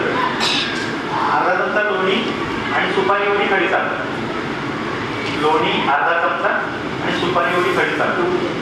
आता ज्यांना डायबिटीज आहे त्यांना सुपारी एवढी खडीसाखर खायला काही हरकत नाही. आता आवडते म्हणून आमची लिंबा एवढी घ्यायची नाही. सुपारी म्हणजे साधी सुपारी पूजेतली. अशा पद्धतीने खडीसाखर घ्यायची आणि अर्धा चमचा लोणी घ्यायची. आता लोणी हे माझं असं बऱ्याचदा म्हणणं असतं की लोणी घरातलं असावं किंवा चांगलं असावं. मार्केटच्या चांगल्या डेअरीमध्ये आणलेलं असतं. बऱ्याचदा ते फ्रीजमध्ये ठेवल्यानंतर खराब होतं किंवा ओषटपणा त्याला येतो, थोडा कडकपणा येतो, रंग बदलतो. तर ते ताजं कसं करून घ्यायचं ते तुम्हाला सांगतो. जनरली फ्रीजमध्ये ठेवलेलं लोणी बाहेर काढत अर्धा चमचा वाटीमध्ये घ्या. त्याला 2-3 पाण्याने स्वच्छ धुवा. लोणी धुणं म्हणजे कसं पाणी घालायचं, फेटायचं, भरपूर फेटायचं, मऊ होतं, पाणी बदला, परत पाणी घाला, परत फेटा, परत मऊ होतं. असं 2-3 वेळा जर त्याला धुलं ना स्वच्छ, असं 2-3 वेळा जर चांगल्या पद्धतीने स्वच्छ केलं त्याला तर परत तुम्हाला ताजं, मऊ आणि चांगल्या टेस्टचं म्हणजे जे ताज्या टेस्ट असते त्या पद्धतीचं लोणी आपल्याला त्या ठिकाणी मिळेल. तर अशा पद्धतीने अँटासिडसाठी म्हणजे अगदी कोणाला जेरुसीची वगैरे सवय असेल ना, ती सवय लागू नये किंवा त्या अँटासिडचे दुष्परिणाम जास्त होऊ नये या हिशोबाने अँटासिड बंद कशी करता येईल तर या दोन्ही आणि खडीसाखर. खडीसाखर घेत असताना ती अख्खी खडीसाखर घ्यावी. प्रसादाला वाटतो ते तुकडे नाही, कारण ती परत प्रोसेस आहे. मोठे जे दगडासारखी खडीसाखर मिळते त्याला मिश्री म्हणतात. तर त्या पद्धतीने ती खडीसाखर घ्यायची. सुपारी एवढा तुकडा फक्त रोज घ्यावा. लोणी खाऊन पाणी पिऊन नंतर ते चावून खाऊन खाल्ली तरी चालेल. लोणी घेऊन ती खडीसाखर बारीक करून मिक्स करून घेतली तरी चालेल. फक्त ते पोटात तुमच्याबरोबर जाऊ. तर हे झालं तुमच्या मायग्रेनच्या हिशोबाने, अँटासिडच्या हिशोबाने. दुसरा येतो बद्धकोष्ठता आणि हवेचा त्रास. ज्यांना ज्यांना हवेचा त्रास आहे ना त्यांच्या खडीसाखर आणि लोणी खडीसाखर किती दिवसातून एकदाच भेटते, सकाळी उठल्याबरोबर, नंतर डायरेक्ट दुसऱ्या दिवशी. जाईपर्यंत माझं असं म्हणणं आहे, लोणी आणि खडीसाखरेच्या शरीरामध्ये कोणतेही दुष्परिणाम होत नाही. ते जर आपण नित्य नियमाने खाण्यात ठेवलं ना, तर लोणी हे चार स्नेहामधला एक स्नेह सांगितलेला आहे. तर हा स्नेह पोटात नेहमी जायला हवा. जसं बऱ्याच जणांना सांगत होतो, मी दुधावर येणारच आहे कॅल्शियमवर बोलताना, आपल्या खाण्यामध्ये दुधाचं प्रमाण, कॅल्शियमचं प्रमाण, कॅल्शियम नॅचरल सोर्समध्ये येण्याचं प्रमाण, म्हणजे कॅल्शियमच्या गोळ्या खाऊन बदलून करण्यापेक्षा दूध आणि दुधाचे बाय प्रोडक्ट नेहमी खावे. दूध, दही, लोणी, ताक, हे जर खाल्लं तर तुम्हाला नॅचरल कॅल्शियम भेटेल. नॅचरल कॅल्शियम आणखी कशामध्ये आहे ती तुम्हाला सांगतो. नॅचरल कॅल्शियम पनीर, म्हणजे आपल्याला पनीर मसाला पचत नाही, त्या हिशोबाने मी सांगतो तुम्हाला नॅचरल कॅल्शियम जे आहे ना ते आपल्याला आता जे दूध सांगितलं, दुधाचे बाय प्रोडक्ट, म्हणजे दुधापासून बनणारे सगळे दुधाचे पदार्थ. दुसरा एक मुळा असतो आपला, मुळ्याचा पाला टाकून देतो आपण आणि मुळाचा संदर्भ घेतो. तर जो पाला टाकून आपण ते रिच सोर्स ऑफ कॅल्शियम, मुळ्याचा पाला, त्याची चांगली भाजी होते पीठ लावून. तर तो एक मुळाचा पाला आपल्या खाण्यामध्ये ठेवा. बऱ्याचदा भाजीवाला जेव्हा स्मार्ट होईल की भाजी पाला काढून देतो आणि फक्त मुळाचा गंध आपल्याला देतो. तर ते पाला एक खाण्यामध्ये ठेवायचा. दुसरं नॅचरल सोर्स ऑफ कॅल्शियम जो आहे तो शेवग्याची पानं आणि शेवग्याचा मोहर, फुलं, ही जर तुमच्या खाण्यामध्ये असली ना तर तुम्हाला जवळपास आठवड्याभरातून एकदा जरी खाल्ली तरी एकदा व्हिटॅमिन डीची जी गोळी आपण घेतो त्याचे पूर्ण 600 कॅलरीज ज्या 60K व्हिटॅमिन डीची जी गोळी आहे त्याची मात्रा आपण एकदा आठवड्यातून खाल्ली तरी होऊन जाते. अशा पद्धतीने शेवगा, मुळ्याचा पाला, दूध, दुधाचे बाय प्रोडक्ट हे आपल्या खाण्यामध्ये ठेवावं. शेवग्याची शेंग खायला काही हरकत नाही, पण बऱ्याचदा काय होतं, शेवग्याची शेंग ना थोडी ऍसिडिटी तयार करते. तर मग शेवग्याची शेंग खायची कशी ती सांगून देतो. शेवग्याची शेंग बनवत असताना ती फक्त वरणात टाका, शिजवताना शेवगा काढून घ्या आणि वरण खा. बऱ्याचदा इथून शेवगा सांगितल्यानंतर म्हणून पुन्हा शेवग्याची शेंग बंद केली सांगायला. त्यांनी शेवगा बनवला आणि ऍसिडिटी वाढायला लागली. ऍसिडिटी का वाढली त्याचं कारण बघितलं म्हणजे शेवगाचं गुणधर्म बदलणार नाही, ऍसिडिटी झाली का त्याच्यामुळे परत नंतर कळालं.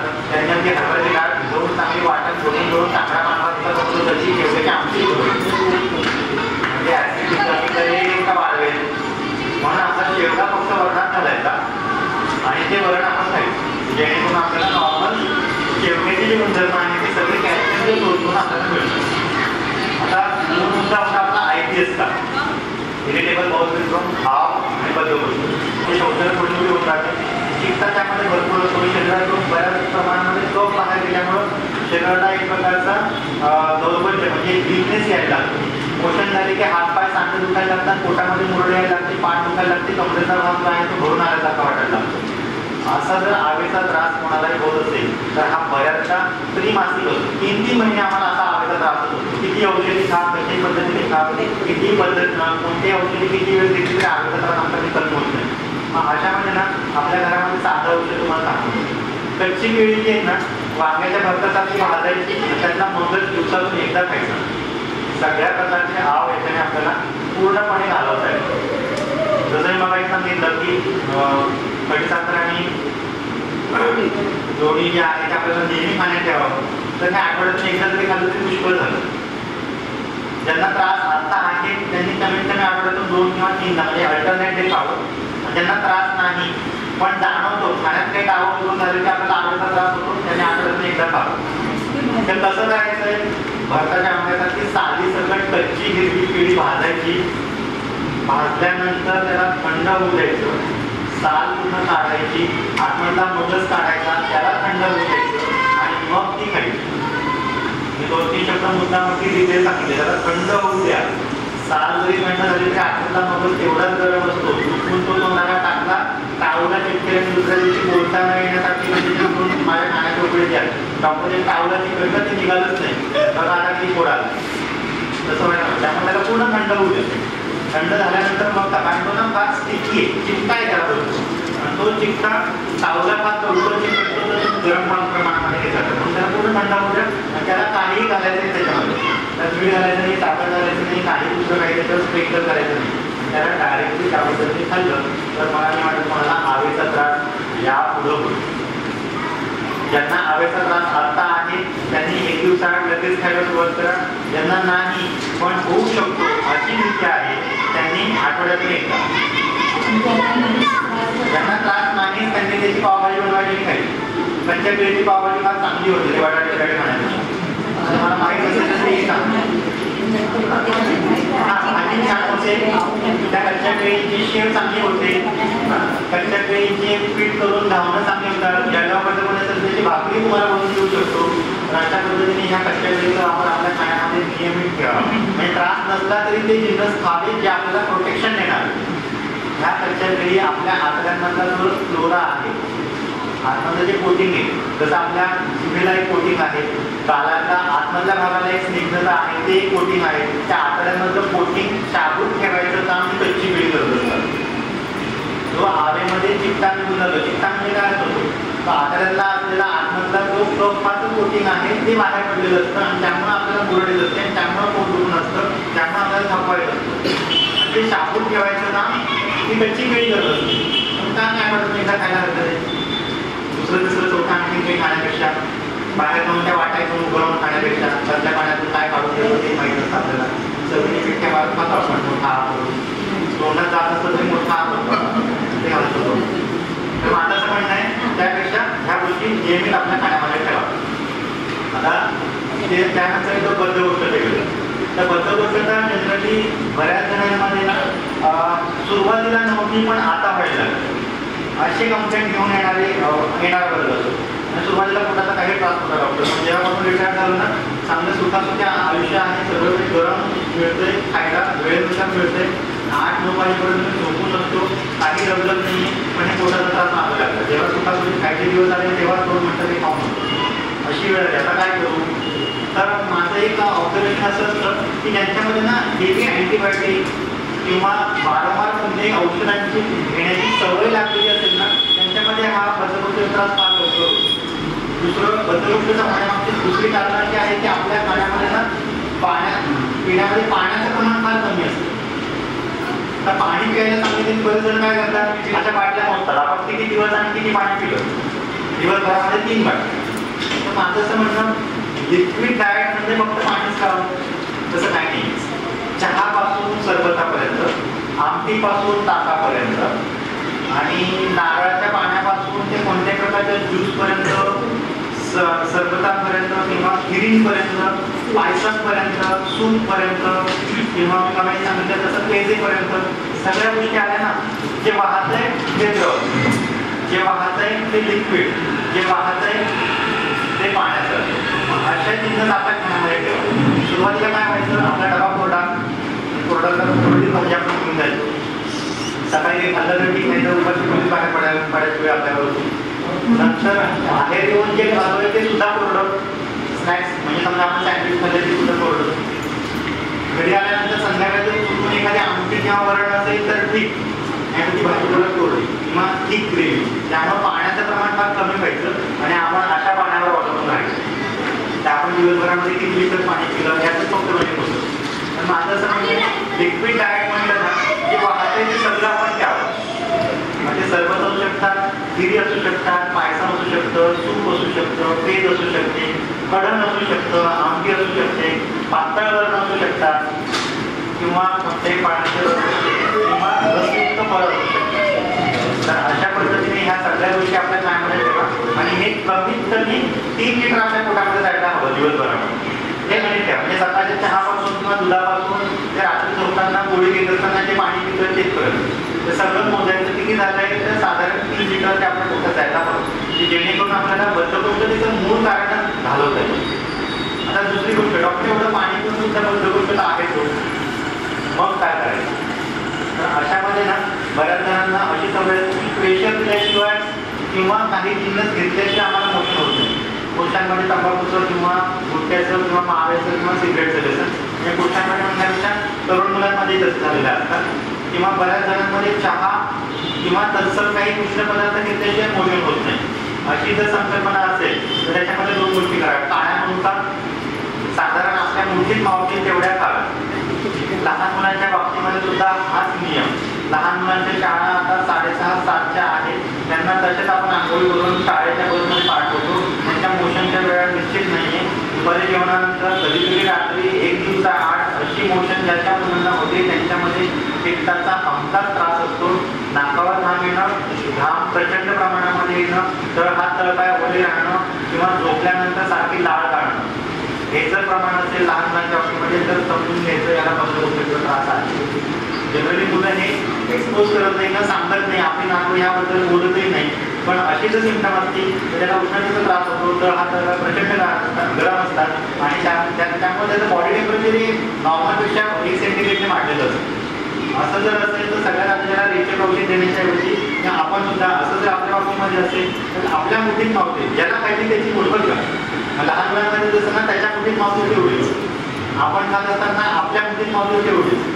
तर त्या हिशोबाने नाही तर मग मी असं सांगितलं होतं एकाने गेला त्यांच्या नातवात मुठभर दिलं त्याला खायला वय वर्ष 1 कसा खाणार तो कसा पचवणार. दिवसातून कोणत्याही वेळेस तुम्हाला एक वेळेमध्ये पूर्ण संपवता येत नाही. दिवसभरामध्ये 2-2 शेंगदाण्यासारखे खाल्ले तरी चालतं. त्याला काही भिजवण्याची गरज नाही, त्याला काही शेकण्याची गरज नाही, त्याला काही तळण्याची गरज नाही. जास्त वाटल्या डॉक्टर आवडायचा नंबर मिळेल त्यांना बोलून घ्या, दोघे मिळून ते खा. ठीक आहे. तर हे झालं बद्धकोष्ठतेसाठी. बद्धकोष्ठतेसाठी आणखीन एक नियम खाण्यामध्ये कमीत कमी 2 चमचे तेल 2 चमचे तूप नेहमी असावं. म्हणजे वरण भातावर टाकलं तरी चालेल, पोळीला बटन लावलं तरी चालेल, तूप साखर खाल्लं तरी चालेल. पण तुपाचा अंश जसं मागे सांगितलं लोण्याचा अंश पोटात जायला पाहिजे. त्याच पद्धतीने हा तुपाचा अंश पोटात जायला हवा. आजकालच्या मुलांमध्ये सुद्धा दूध नको, तूप वास येतो आणि त्यामुळे त्याच्यामध्ये व्हिटॅमिन डीची कॅल्शियमची डिफिशियन्सी तिथं तयार होते आणि त्यानंतर वेगवेगळे आजारपणा तिथून आपल्याला वाढवून घ्यायला लागतात. त्यामुळं दूध, तूप आणि लोणी या गोष्टी नेहमी आपल्या खाण्यामध्ये भरपूर असाव्यात. म्हणजे कोणी कसं बनवलेलं आहे ते त्यानुसार बघा. दूध बसत नाही बऱ्याच जणांच्या तक्रारी असतात. म्हणजे मोठ्यांमध्ये सुद्धा दूध पिले की डॉक्टर तुला बोलतात, त्यामुळे आम्ही बासुंदीसाठी जातच नाही. माझं असं म्हणणं आहे दुधाचा पचण्यावर जर तुम्हाला दुष्परिणाम वाटत असेल तर ते दूध पचण्यासारखं करा आणि मग तुम्हाला त्रास होणार नाही. म्हणजे दूध पित असताना नेहमी त्याच्यामध्ये जर सुंठ टाकून गरम केलं ना दूध मला नाही वाटत ते कोणाला पाहते. त्यामुळे लहान नातवं जर घरामध्ये कोणी असतील किंवा आपल्यामध्ये जर कोणाला दुधामुळे जुलाब होत असतील असं जर वाटत असेल तर दुधामध्ये सुंठ घालायची. किती 1 कप दुधाला चिमूटभर सुंठ. जो पिलोय ते त्याची चिमूट असायची 1 मात्र. तर त्या हिशोबाने दुधामध्ये जर सुंठ घालून पिलं तर आपल्याला दुधाचा बाधा होणार नाही, दुधाचा जुलाब होणार नाही.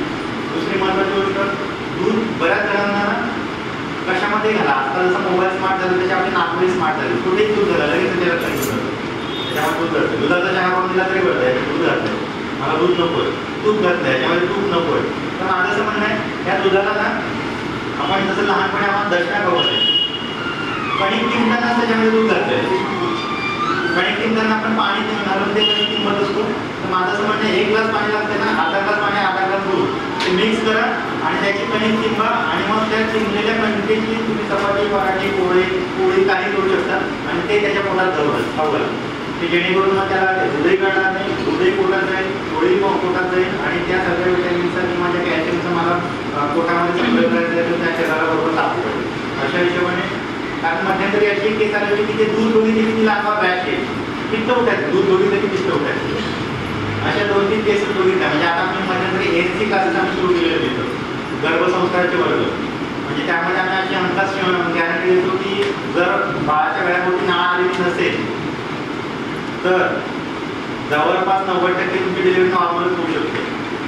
इथं आम्ही बल्स हॉस्पिटलला किंवा देवदारांच्या इथे जिथं काम करतो त्या ठिकाणी अशा वर्ष आम्ही दर रविवारी चालवतो की ज्या ठिकाणी पहिल्या महिन्यापासून 9व्या महिन्यापर्यंत त्यांना सुरुवातीला खाण्याचं शेड्यूल मी जेणेकरून ते बाळ चांगलं तयार व्हावं. त्याचे नंतर दुसऱ्या शेड्यूलमध्ये त्यांचे व्यायामाचे प्रकार आणि तिसऱ्या शेड्यूलमध्ये तुमचा टेकडावर दुखल्यानंतर डिलिव्हरीमध्ये आपला रोल काय ज्याच्यामध्ये आम्ही लामात ब्रिदिंग किंवा श्वसनाचे प्रकार शिकवले जातात की जेणेकरून ते डिलिव्हरी प्रॉपर तुम्हाला करता यायला पाहिजे, प्रेशर नॉर्मल देता आलं पाहिजे आणि ते बाळ प्रॉपर बाहेर आलं पाहिजे. तर हे जे आहे यामध्ये आम्हाला त्या कॅल्शियमचा आणि दुधाचाच वापर जास्तीत जास्त करत असतो. तिथे मला एका सांगितलं फक्त दूध बघितलं की अंगावर दांडी देतात. आता म्हटलं तुम्हाला बघून मला अंगावर दांडी यायची वेळ झाली आता तर ते दूध तर पोटात घालायचं आहे. मग तिथं आम्हाला हा दशमी प्रकार सुचला. ते दशमी केल्यानंतर मात्र त्यांना काही त्रास झाला नाही आणि अशा पद्धतीने दूध पोटात जायला लागलं. म्हणून ज्या ज्या मुलांना नातवांना आपल्या घरामध्ये कोणाला दूध घालायचे पोटामध्ये पण अशी काही त्यांची तक्रारी असते तर अशा पद्धतीने पोटामध्ये जाऊ. तर हे झालं सगळं दुधाच्या बाबतीमध्ये दुधाचे प्रकार. जे दूध आपल्याकडे येतं हां पिशव्या कोकणपट्टीमधलं कॉफी इंडस्ट्री आहे तर दुधामध्ये करायचं आणि आपण दुधाला खूप दूध द्यावं म्हणून म्हणतो. हो तर आपणच त्याला ते मानक करायचं नाही म्हणूनच मी तुम्हाला सांगितलं की दूध देत असताना ना आता ते ती भेसळ मी रोखू शकत नाही तुम्ही रोखू शकत नाही बरं ती आपण ओळखूही शकत नाही अशी जर वेळ आलेली असेल तर मग मी सांगताना तुम्हाला सांगितलं नेहमी दूध गरम केल्यानंतर त्याच्यामध्ये सुंठा घालत जातो. कारण की युरिया जरी आपल्याला असेल ना त्या दुधामध्ये तरी तो युरियाला मारा करणारा अँटीडोट म्हणजे सुंठ आहे. आणि त्याच्या पुढे जाऊन तुम्हाला सांगतो जर कोणी दुधामध्ये पाण्याची भेसळ करून तुम्हाला जर देत असेल ना तर त्या दुधामध्ये नेहमी वेखंड टाकून उकळा होतो. वेखंडाचे तुकडे मिळतात काळ्या मिळतात वेखंडाच्या. तर साधारण पोटाच्या पेरावडा एक तुकडा आणायचा ज्या ज्या वेळेला आपण दूध गरम करतोय म्हणजे जेव्हा आपण पितोय तेव्हा बरं का प्यायच्या वेळेसच ते गरम करा. गरम करून ठेवायचं तर मग ते वेखंड घालून ते नाचेल न फाटेल दूध. त्याच्याऐवजी वेखंड घालून जर दूध केलं ना तर जनरली ज्यांनी पाण्यामध्ये दुधामध्ये कसली भेसळ केली असेल मग ती युरियाची असू शकते ती पावडरची असू शकते ती बऱ्याच जणांमध्ये असं म्हणजे की त्याची फॅट वाढावी म्हणून काही जिन्नस त्याच्यामध्ये घातलेले असतात. तर त्यासाठी हे सुंठ आणि वेखंड हे तिथं परत कामी पडतात आपल्याला. जर तुम्हाला त्याची भीती असेल की मला आपल्याला दिलेलं दूध हे कोणतं तरी भेसळ असू शकते तर मग त्यामध्ये एक सुंठ जरी घाला नाही तर वेखंडाची पावडर घालून ते दूध गरम करा आणि ते आपल्या मुलांना आपण स्वतः घेऊ शकतो. पण एवढ्या मोठ्या प्रमाणात जेव्हा झालं तर मग त्याला आपण म्हणतो की फूड पॉयझनिंगचे सिम्पटम त्याच्यामध्ये लगेच दिसतात. त्यामुळे ते एक लक्षात घ्या की ते दूध पिल्यानंतर घरामध्ये 4 जणांनी ते दूध पिलंय आणि एकाला तुला फक्त बाकीच्यांना नाही तर मग ते पॉयझनच म्हणजे फूड पॉयझन नाही ते त्याच्या पोटाच्या संबंधित काही त्रास आहे. मग तिथं आपल्याला हे जे उपचार सांगितले ते आपल्याला आणखी लागू पडते. ठीक आहे. आता सगळ्यात महत्त्वाचा आणि ज्याला म्हणेल की सगळ्यांनी लागू करता येईल अशा पद्धतीचा उपाय मला लक्षणं मी परत घेणार की म्हणजे डायबिटीज थायरॉईड हे जे आजारपण आहे ते कसे ओळखू शकतो. आता डायबिटीज आहे गोळी तरी बंद करायची कोणी डॉक्टर सांगत नाही पण 3 महिन्यांनी दर वेळेस आपल्याला ब्लड शुगर तपासायची आणि त्यांचं बसायचं ते सांगतील की गोळ्या घ्यायच्या म्हणजे जेवणाआधी नंतर ते सगळं आपला गोळ चालू असतो. मग हे बंद कसं करता येईल किंवा थांबवता कसं करता येईल किंवा त्याला टेकर ऑफ कसं करता येईल मी त्याला टेकर ऑफ डोस म्हणतो बरं. म्हणजे इन्सुलिन मग सांगितलं होतं इन्सुलिन घ्यायची वेळ आलेली आहे ना मग शरीराच्या पॅन्क्रियासला ॲक्टिवेट करा. थायरॉईडच्या गोळी घ्यायची वेळ आलेली आहे ना हायपो किंवा हायपर कोणत्याही थायरॉईड आपल्या शरीरामध्ये थायरॉईड ग्लँड आहेत त्यांना ॲक्टिवेट करा. डायलिसिसची वेळ येते तर मी म्हणतो की क्रिएटिनिन आणि ब्लड युरिया वाढू नये म्हणून काय करता येईल त्याच्यावर लक्ष घाला. कारण डायलिसिस 2 गोष्टींवर ठरतं क्रिएटिनिन आणि ब्लड युरिया किती आहे ते जर तुमचं त्या सीमारेषेच्या बाहेर जात असेल तर मग तुम्हाला लगेच डायलिसिस करणं भागच पडतं. मग ते वाढू नयेच म्हणून काय करता येईल या तिघांसाठी कॉमन फॅक्टर आहे तो तुम्हाला मी सांगून देतो. ते म्हणजे आपल्या घरामध्ये ना नेहमी ओली हळद ठेवा. ओली हळद तुम्हाला सगळ्यांना माहिती कच्ची हळद ओली हळद हळदीची लोणची मिरची भेटतात बघायला तर त्या हिशोबाने त्या ओल्या हळदीचा वापर आपण रोज केला गेला पाहिजे. तर ही आहे की ओली हळद मला मुद्दाम दाखवण्यासाठी म्हणून मी आणली कारण का ओल्या हळदीची बरेच गडबड झाली. काही जण आंब्या हळदीलाच ओली हळद म्हणतात काही जण उगाच त्याची लोणची मिरची करून खायला सुटायला लागले. तर माझं असं म्हणणं आहे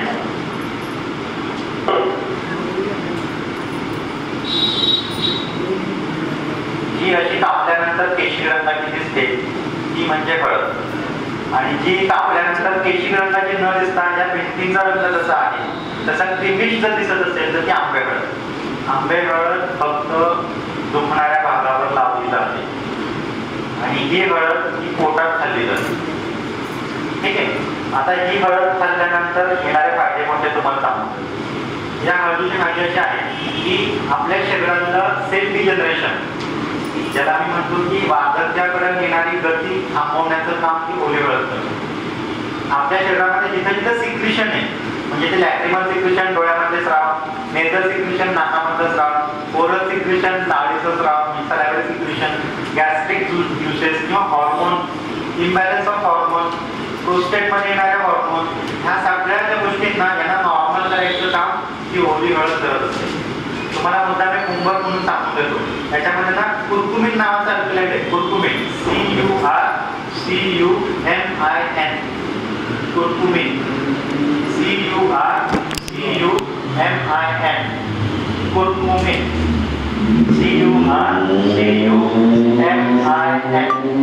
फक्त गुगलवर टाका, तुम्हाला जवळ 22 वेबसाईट अशा मिळतील की ज्या कुरकुमींचा उदो करतात. 5 ते 6 वर्षापूर्वी ह्या ओल्या हळदीचं पेटंट आणि बासमती तांदळाचं पेटंट अमेरिकेने सोडून घेतलं होतं. माशेलकर डॉक्टरांनी पुण्यातल्या कायदेशीर लढा देऊन ते आपल्याला परत मिळवलं. या कुरकुमींची माहिती अशी, कुरकुमींचे अल्कलाइड जे आता सांगितलं कुरकुमीन यातलं अल्कलाइड हे 22 अंश म्हणजे साधारण 22 ते 30 ड्रॉप $24 मिळतात रेडी स्ट्रक्चरमध्ये. म्हणजे त्याचं इंटरनॅशनल मार्केट आहे. आणि ही मी जी आणली ती ₹32 पावशेर मिळाली. त्यावरून आपण याचं महत्त्व लक्षात घ्यायला पाहिजे की ही किती आपल्या शरीराला महत्त्वाची आहे. त्याला अँटीऑक्सिडंट म्हटलं गेलेले, रिच अँटीऑक्सिडंट. हे कोणत्याही भाजी मार्केटमध्ये मिळत आहे. जरा तुझ्याला सांगा, नाहीतर आपण एखाद्या दिवशी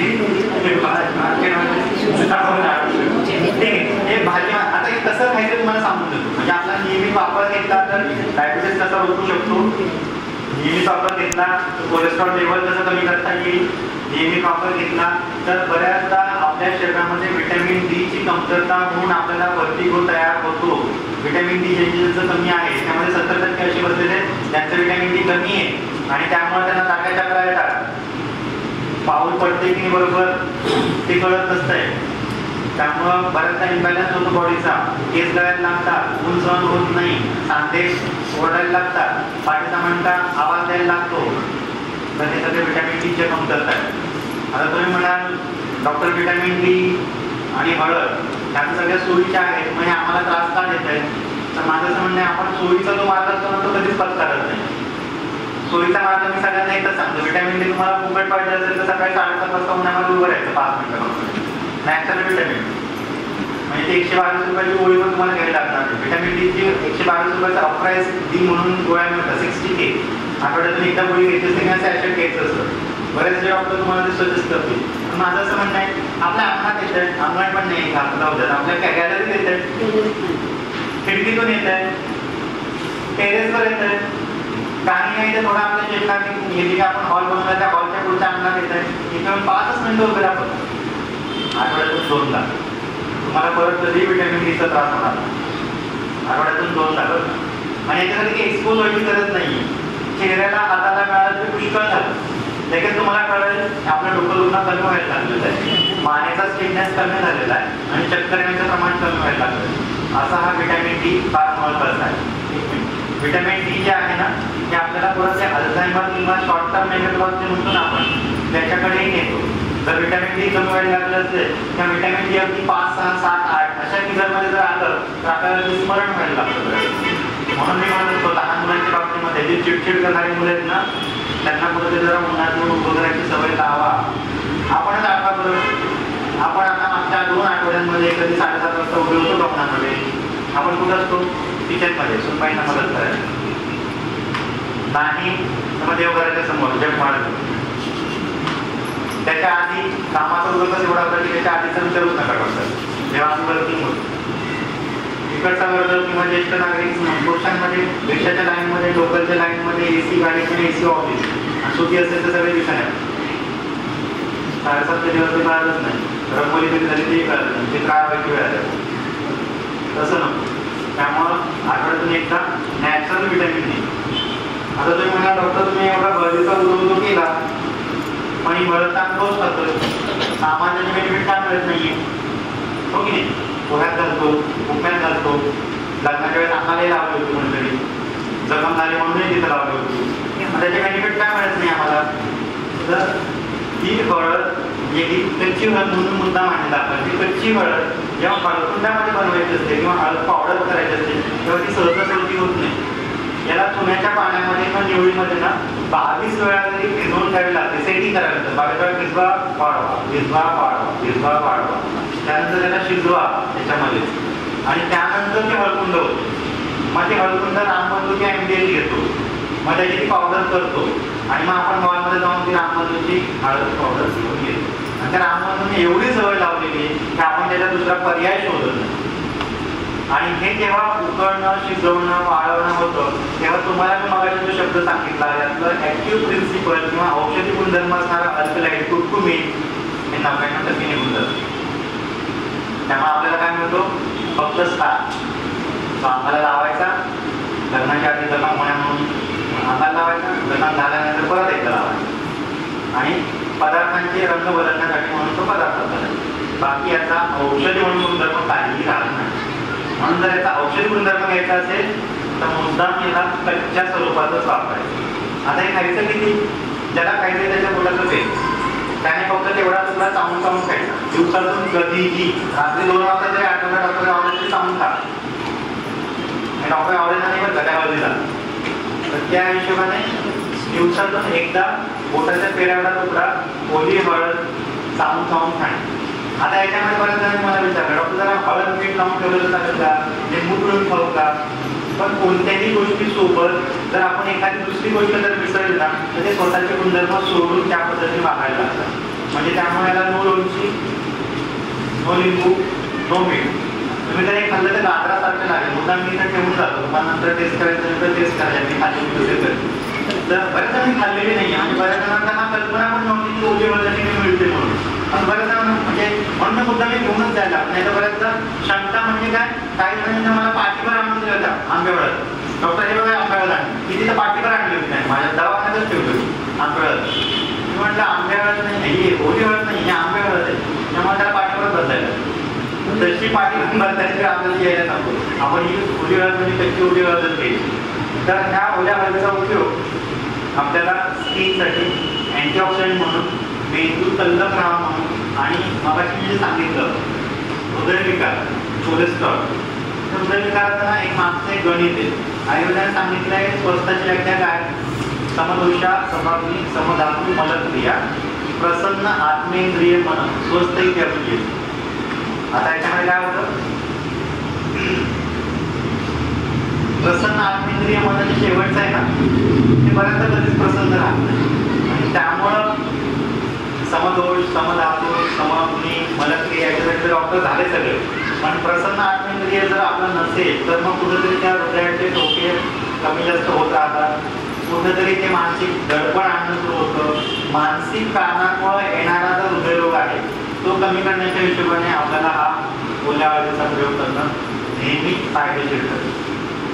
तर माझ्या मते तुम्हाला दिलेल्या विषयात माझ्याकडून जी काही माहिती होती नेत्ररोग म्हणजे जे काही आजारपण आत्ता भेडसावत आहे तुमच्या सगळ्या लाईफस्टाईलमध्ये त्यावरती महत्त्वाचे टॉपिक्स होते ते आपण बऱ्यापैकी कव्हर केलेले आहेत. याच्या व्यतिरिक्त जर काही तुमचे पटकन प्रश्न असतील तर 5 प्रश्न विचारून घ्या की जेणेकरून परत तुम्हाला जी वेळ झालेली आहे सुरबाईंना मदत करायची त्याच्यामध्ये कुठे वेळ अडथळा यायला नको आणि पुढची कामं जरा सोयीस्कर व्हायला पाहिजे. ओके का? हां, पहिला प्रश्न. आठवड्यातून 2दा तुम्ही होणार हो, पोळ्या होणार रोज बसतात उत्तम. माझं काय म्हणणं आहे, चांगलं पोळं एक बघा ह्या ज्या गोष्टी सांगितल्यात ना मला जे पहिल्यांदा सांगितलं आपण मात्र नित्य, त्यामुळं बाकी नंतर जे काही उपाय सांगितले मी ते रोजच करावे त्याने अपाय होणार नाही.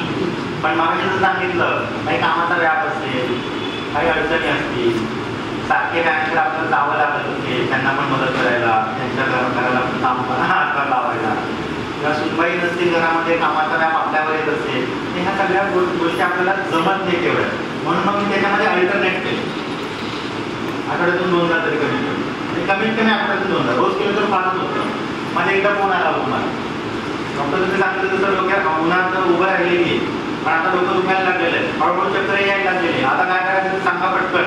कारण प्रत्येकाला ना माझी सवय माझा पर्सनल नंबर मी देऊन टाकतो. तुम्हाला जे कागद मिळालेली ना त्याच्या पहिल्या मला माझाच नंबर दिलेला माझ्या नावाखाली आणि लगेच केला फोन. 9:30 वेळ होती.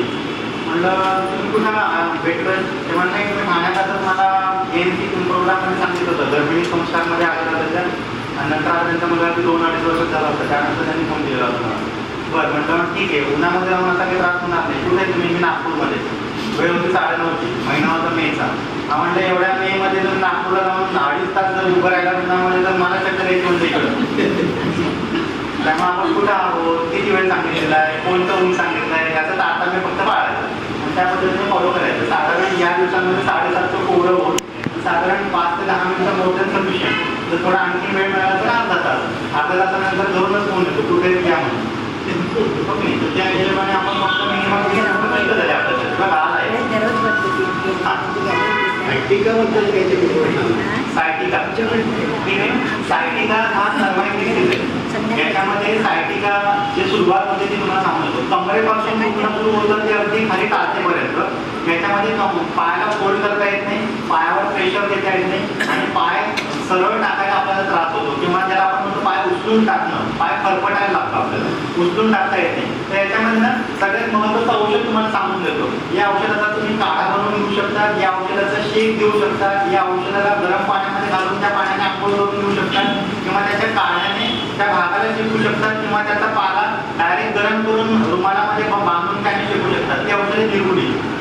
जर तुम्हाला निरगुडी माहिती असेल तर त्या निरगुडीचा काढा निरगुडी गरम पाण्यामध्ये घालून, आणि निरगुडी हे उत्तम वाटत नाही. त्यामुळे ज्यांना कोणाला कमरेचा त्रास, सायटिकाच पाहिजे असं काही नाही, ज्यांना कमरेचा त्रास आहे, गुडघ्याचा त्रास आहे, मणक्याचा त्रास आहे, त्यांनी मुद्दाम निरगुडीचा काढा कमीत कमी हाफ कटिंग चहा जेवढा मिळतो ना तेवढा प्यावा. तो कसा बनवायचा तेही सांगू शकतो. 4 निरगुडीची पानं घ्यायची, चांगली फाईन चॉप करायची, म्हणजे बारीक करून घ्यायची.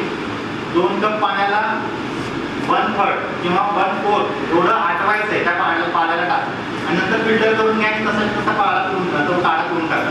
तुम्हाला नंतर कधी सायटिका होणार नाही. हे फक्त 21 दिवस करायचं, 4 पानं. आणि नंतर जास्त पानं टाकले तर थोडी कडसर लागतात, नाही तर त्याचा भाग चांगला आहे, अरोमा सुगंध भाग चांगला आहे त्याचा. त्यामुळे 4 निरगुडीची पानं काढा बनवून घ्या. निरगुडीची पानं गरम पाण्यात घालून त्याने आंघोळ करा. निरगुडीच्या पाल्याला रुमालामध्ये पोटलीसारखं बांधा आणि त्याने गरम शेक घ्या. तो सुद्धा फायद्याचा ठरेल. म्हणजे आम्ही लहान असताना मला आठवतं आमची आजी झोपताना निरगुडीच ते गादी म्हणजे कोदळीच असायची, गादी नव्हतीच तेव्हा, कोदळी असायची, त्याच्यावर कोंबडी असायची आणि त्या कोंबडीवर तो पाला टाकून मग ती झोपायची. आणि ती नंतर मला असं आठवतं जे शेतामध्ये भाताची कामण्या असायची ना तेव्हा आमची आई खाली कमरेत वाकून परत सरळ व्हायची, पण आजी एकदा वाकली ते टोकाला जाऊन सरळ व्हायची.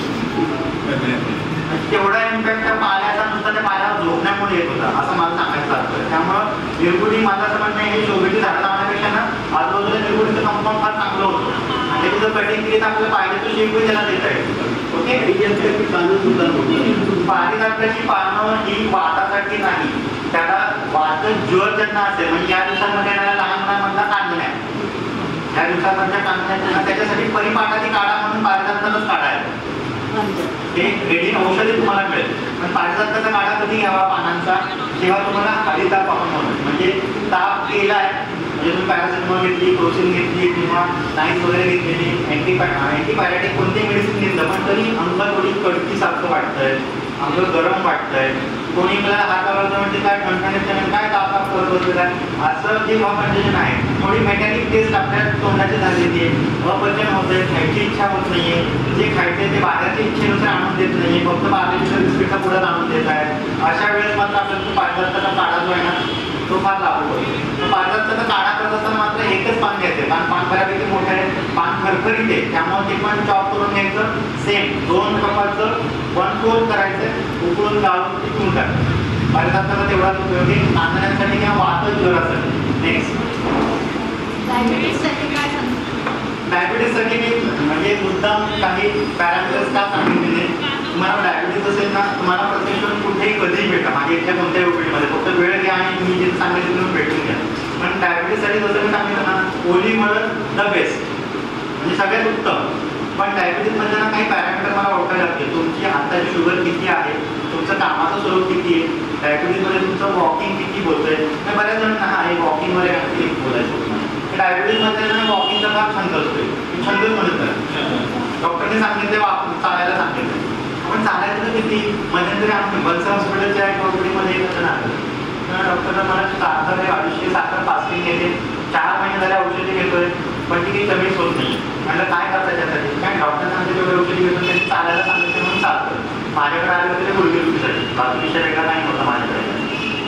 म्हणजे चालतायत बरं ठीक आहे पण किती चालतं. त्याला पहिला 8 चक्रा मारतो, मला जसं झालं सर तसं आता तुम्हाला झालं. सकाळ पहिला 8 चक्रा तू एवढं का त्याला त्यांनी सांगितलं जास्तीत जास्त चाल.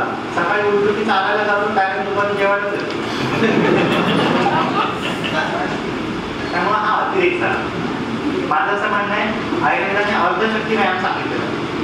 अर्धशक्ती म्हणजे कसा, जिथं तुमची श्वासाची संख्या वाढायला लागली तो अर्धशक्ती. दुसरं, कपाळावर घाम यायला लागला तो अर्धशक्ती.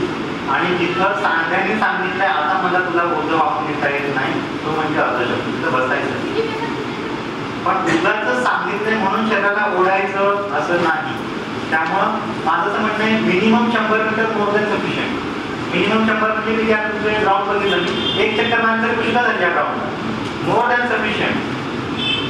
तुम्ही कोणी आध्यात्मिक मार्गामध्ये येत असेल तर तुम्हाला माहिती असेल आपले श्वास आहे ना मोजून दिलेलेच आपल्याला. त्यामुळे त्याचा अतिरेक करायचा नाही. कधी ते संपले सांगता येणार नाही. त्यामुळे त्याला जास्तीत जास्त किती वाढवून घेता येईल हो की नाही. श्वासाचे प्राणायामाचे प्रकार त्या ठिकाणी सांगितलेले. त्या पद्धतीने श्वास हा आपला फक्त 12 मुलीच जायला पाहिजे. 12 मुली म्हणजे कसा, नाकापासून पुढे 12 लोक, त्याच्यापेक्षा जास्त दीर्घ व्हायला नको. त्यामुळे दीर्घ श्वसन एक करा. मोठा श्वास घेणं आणि सोडणं, त्याच्यामध्ये ऑक्सिजन टेकिंग कॅपॅसिटी वाढेल, दम लागणार नाही.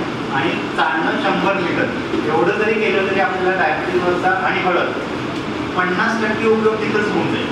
बाकी राहिली साखर कमी होणार करणारे घटक. तर त्यासाठी एक कॉमन मेडिसिन म्हणून सांगू देतो की कोणतं पेटंट मेडिसिन नाही. ग्रंथात सांगितलेलं वैद्य जर्नलमध्ये आलेलं एकच औषध ते म्हणजे मधुमालिनी वसंत. मधुमालिनी वसंत ही गोळी भेटते. कोणत्याही आयुर्वेदिक काउंटरला तुम्हाला मिळेल.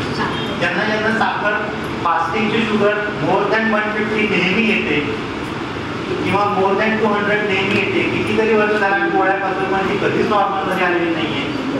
खाण्यामध्ये सगळी पथ्य पाळतो तरी आमच्या नॉर्मलमध्ये येत नाही. ती गोळीचं नाव आहे मधुमालिनी वसंत. चांगली चांगली नाव आहे की सगळी. शिवाळकरांनी सगळ्यांनी त्यांच्या नाटकाची नाव वसंत म्हणून सुरुवात केलेली होती.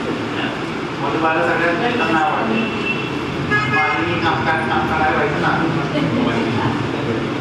ठीक आहे. तर हे लक्षात राहण्याचे. तर हे मधुमालिनी वसंत जे आहे ते साधारण आपण 3 महिन्यात जर व्यवस्थित घेतली दिवसातून एकदा फक्त सकाळची वेळ. सकाळची म्हणजे 9च्या आधी. याला फक्त काय म्हणायचं किंवा ब्रेकफास्ट बंधन मी ठेवणार नाही. 9च्या आधीची वेळ म्हणजे रसायन काळ. आयुर्वेदाने जे काळ सांगितले ना ते व्यानोदान म्हणजे जेवणाच्या आधी नंतर असे न सांगता रसायन काळ, अपान काळ आणि उदान काळ एवढेच सांगितलेले. त्यामुळे रसायन काळामध्ये जे आपल्याला रसायन म्हणून हवं ते आपण या ठिकाणी गृहीत धरणं पाहिजे की जेणेकरून शरीराची झीज जास्त होणार नाही, झीज थांबवता येईल. आणि जे आचार रसायन सांगितलेले आहेत ते आचार रसायन आपल्याला चांगल्या पद्धतीने पाळता येईल. म्हणजे बाकी रसायनांमध्ये बरीचशी औषधी आहे त्याचा आता ही वेळ किती रसायन आपण एक सांगतो. परत आपण जरी भेटलो आपण ज्येष्ठांमध्ये रसायनच फक्त केली म्हणजे तर लसूण कसा वापरायचा ठीक आहे. पण ते मी त्यावेळी केलं कारण मग त्या वेळ आता वाटते. ठाण्यामध्ये नवीन पेशंट मी फक्त बर्सर हॉस्पिटलला बघतो. माझीवाड्याजवळ लॉकेट मोटरच्या अपोजिटच्या गोल्डन पार्कमध्ये परम हॉस्पिटल आहे. त्या परम हॉस्पिटलच्या खाली बर्सर हॉस्पिटल आहे. तिथे मी दर रविवारी फक्त नवीन पेशंट बघतो. ते ना तुम्हाला काय म्हणतात माझा नंबर दिला ना बोला. जिरा पावडर याचा काय उपयोग होऊ शकतो? हा चांगला प्रश्न विचारला. तर धने पावडर आणि जिरा पावडर अशा 2 गोष्टी त्यांनी सांगितल्या. तर माझं असं म्हणणं आहे धने पावडर नेहमी 12 महिने आपल्या घरात ठेवा. 12 महिने.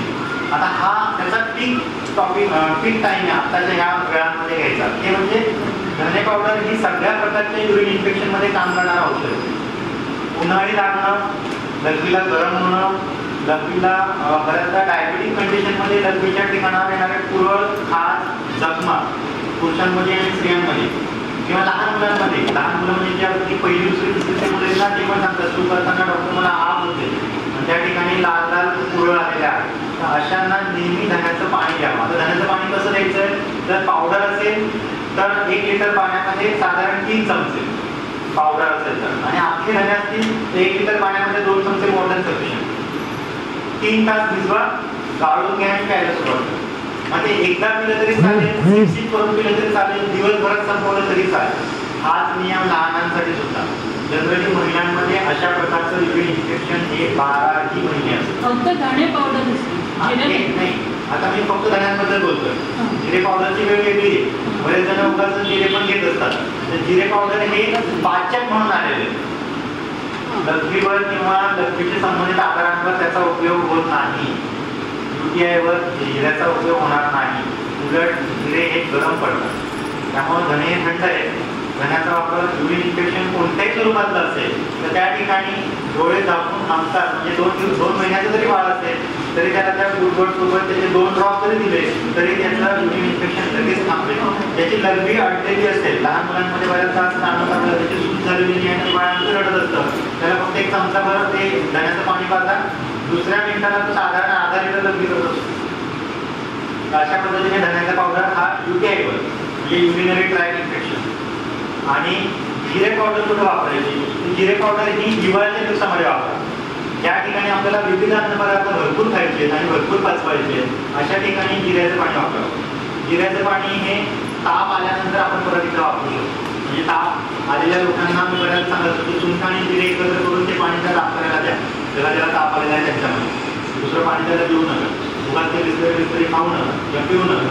आता आम्हाला सवय असते, आम्ही बिस्लरीचं पाणी पितो. आधी शिळं पाणी काय करणार सांगितलं, जे कोणत्या शिळ्या होते त्या वर्ज करा आणि शिळं पाणी एक कृती उत्पन्न करणार. जंत तयार करणारी गोष्ट ते शिळ्या पाण्यामध्ये असतात.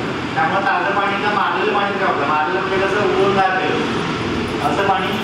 जिरं पावडर जे आहे ते हिवाळ्यामध्ये घ्या आणि बाकी 12 महिने म्हणजे त्यावेळेस सुद्धा धने पावडर घ्यायला काही हरकत नाही, पण बाकी इतर दिवसांमध्ये थंडी सोडून नेहमी धण्याची पावडर आपल्या घरामध्ये कायमस्वरूपी ठेवा. पावडर मी मगाशी पावडर टाकून पाणी गरम करायचं नाही, तिचा गरम हा प्रकार कुठे झाला नाही. फक्त भिजवणं मला अपेक्षित आहे, फक्त भिजवणं, उकळवायचं नाही. त्यातला आरामा निघून जाईल. ज्या कोणत्या सुगंधी गोष्टी आहेत ना त्या गरम करायच्या नाही. मध्यंतरी एक आता इथेच कोणीतरी सर्क्युलेट त्याला काढलं, त्याच्यामध्ये असं म्हटलं की जसं आपले सगळीच यंत्र असतात, त्या यंत्रांना नेहमी तुम्हाला साफसफाई करावी लागते. शरीर असल्या त्या सगळ्या स्वच्छ करण्याकरता म्हणून 100 ग्रॅम जिरे आणि 100 ग्रॅम ओवा नाही याची अशी पावडर करा आणि रोज सकाळी 1 चमचा घ्यायचा. घ्यायला काही हरकत नाही, घ्यायला काही हरकत नाही. पण मी ना त्याचा पर्टिक्युलर म्हणजे कसं आहे, मला माझी फाईल सरकवण्यासाठी बाहेर असणारा फ्यूल आणि गेटवर असणारा फ्यूल दोघांनाही मॅनेज करायचं आहे. पण मी असं सांगितलं की मला नळाचं कनेक्शन घ्यायचं असेल तर साहेबाच्या गेटच्या बाहेरचा फ्यूल आणि प्रॉपर्टी टॅक्ससाठी मॅनेज करायचं असेल तर गेटवरचा फ्यूल. म्हणून मी या दोघांना त्या पद्धतीत मॅनेज करतो. म्हणजे युरिनरी ट्रॅक्ट इन्फेक्शन असेल तर 12 महिने धने पावडर घ्या. आणि जर तुम्हाला पचनाशी संबंधित, तापाशी संबंधित किंवा ज्याला म्हणून मी म्हणेन की इंडायजेशन, कर्कट त्रास, ऍसिडिटी याचे संबंधित काही त्रास असेल ना तर मग जिरे पावडर. दोघांच्या कॉम्बिनेशनने काही फरक पडणारे किंवा त्याचा काही उपाय होणारे असं नाही, पण त्याचा पर्टिक्युलर केस जर आपल्या लक्षात आला ना तर दोघांची कॉम्बिनेशन करायची गरज नाही. दोन्ही वेगवेगळे ठेवा. एकाची वेळ जी आहे ती त्याच वेळेस घ्या. एकाची वेळ म्हणजे लग्नाच्या वेळेस बारसाचा विचार करायचा, लग्नाच्या वेळेस करणं दुसरं, बारसाच्या वेळेस. त्यामुळे दोघंही आवश्यकच आहे. आयुष्यामध्ये येणाऱ्या घटनाच येत्या, त्यामुळे लग्नाच्या वेळेस पाळणा आहार द्यायचा असं नको. त्या हिशोबाने जिरं कॉम्बिनेशन मध्ये नको, त्याला सेपरेट घ्या, त्याचे हमखास गुणधर्म तुम्हाला मिळतील. नेक्स्ट हो माझं असं म्हणणं 21 दिवस घेतल्यानंतर तुम्हाला सायटिकामधला सर पण राहणार एवढा हमखास सांगतो. दिवसातून एकदाच घ्यायचा, 21 दिवस सलग घ्यायचा. मला व्याही आले, पाडवा होता, शोभायात्रा, उपवास, हा दिवसातून एकदा 21 दिवस. नेक्स्ट शेवटचे 2 राहिले. हा अन्नाला लावण्याचं म्हणजे नाही काही लसूण किंवा काय त्याच्यात टाकणं आवश्यक आहे. सांग जसं मी मगाशी सांगितलं, मी जे काही सांगितलं ना ते कसले नियम नसणाऱ्यांसाठी, नियम न पाळणाऱ्यांसाठी कॉमनली सांगितलं. तुम्ही जो सांगितलं ना लसूण खेचून त्या खोबरे तेल आपल्या टाकायचं आणि त्या खोबरे तेला थोडं गरम करायचं आणि मग ते वापरायचं, त्याला म्हणायचं लसूण सिद्ध तेल. आता हे लसूण सिद्ध तेल कोणामध्ये, ज्यांना रोमॅटिक आर्थरायटिस पॉझिटिव्ह आलेला आहे, RA टेस्ट केलेली आहे आणि ती पॉझिटिव्ह सांगितलेली, ज्याला आमवात म्हणतो आपण. त्या आमवातामध्ये तुम्ही सांगितलेलं औषध जे काका ते आहे ते 100% लागू होतं. पण इथं मी ते काम म्हणून सांगितलं नाही. आता ह्या काकूंना जर रोमॅटिक आर्थरायटिस नसेल तर मी लसणाचं ते सांगितलं तर दुसऱ्या दिवशी कोड येते नंतर मला दवाखान्यात बोलू. त्यामुळं कॉमन फॅक्टरने सगळे सांगितले. याच्या व्यतिरिक्त म्हणून म्हटलं त्याचे जे पदर आहेत ना ते त्या पद्धतीने तपासणी झालं तर मला कुठे आणि कधी भेटा. पण जे सामान्य नियम आहे आज मी जे बोललो ते सामान्य नियम म्हणतात. वाटलं तुम्ही पुढचं एखादं सेशन असं घ्या, डॉक्टर फक्त हाडांचाच बोलायचं. आमच्या प्रत्येकाच्या अशाच्या तक्रारी ह्या तक्रारीवर बोला फक्त, बाकी आम्हाला काही सांगू नका. नो डोळे, नो दात, नो पोट, नो गुडघा, फक्त हाड. असं जर असेल तर आपण तसं एक सेशन केलं. पण त्यामध्ये मग मी इंडिव्हिज्युअली सांगेन की आमवादासाठी कोणतं, संधिवादासाठी कोणतं, ऑस्टिओपोरोसिससाठी कोणतं, किंवा वयामध्ये येणारे म्हणजे नस दाबली जाणं, स्लीप डिस्क किंवा ऑस्टिओपाइट्स याच्यासाठी वेगवेगळे कोणते. आता मी जे सांगितलं खोबरेल तेल 12 महिने 23 सेकंद आणि अल्टरनेट डे किंवा आठवड्यातून मिनिमम 2 तास, हे सगळ्यांनाच फायदेशीर आहे. लसूण सिद्ध जे तुम्ही सांगितलं ते फक्त आणि फक्त आरे फॅक्टर मध्येच वापरा. इतर ठिकाणी ते इतकं गरम पडतं की अक्षरशः त्याचे लाल दांडी येतात अंगावर. त्यामुळे ज्यांना आरे फॅक्टर नाही त्यांनी त्या लसणाकडे कान पण देऊ नका. ज्यांना आरे फॅक्टर असेल त्यांनी मुद्दाम ते लसणाच्या पाकळ्या 1 वाटी तेल 4 लसणाच्या पाकळ्या त्यात घाला, गरम करा ठेचून आणि ते तेल लावा. लसणासकट लावायचं ते, काढायचं नाही. ते काही ठिकाणी कानात घालायला सुद्धा वापरतात, ते कसं तो भाग वेगळा. कानांच्या आजारांमध्ये ज्यांना ज्यांना वर्टिगो आहे कानांमुळे, कानांचा पडदा कोणाला पर्फोरेशन झालेलं असेल, क्लिअर असेल, कानामधून कोणते स्राव येत असेल, मी एकच सांगतो, कानामध्ये काय करायचं, लसूण घ्यायचं छोटा कापायचा, त्याला मधोमध छेद घेऊन त्याचे 2 भाग करायचे, त्याला कापसामध्ये गुंडाळा आणि कानाच्या फक्त बाहेर ठेवा. त्याचा जो उष्मा आहे, ॲरोमा आहे, तो त्या भागावर काम करतो.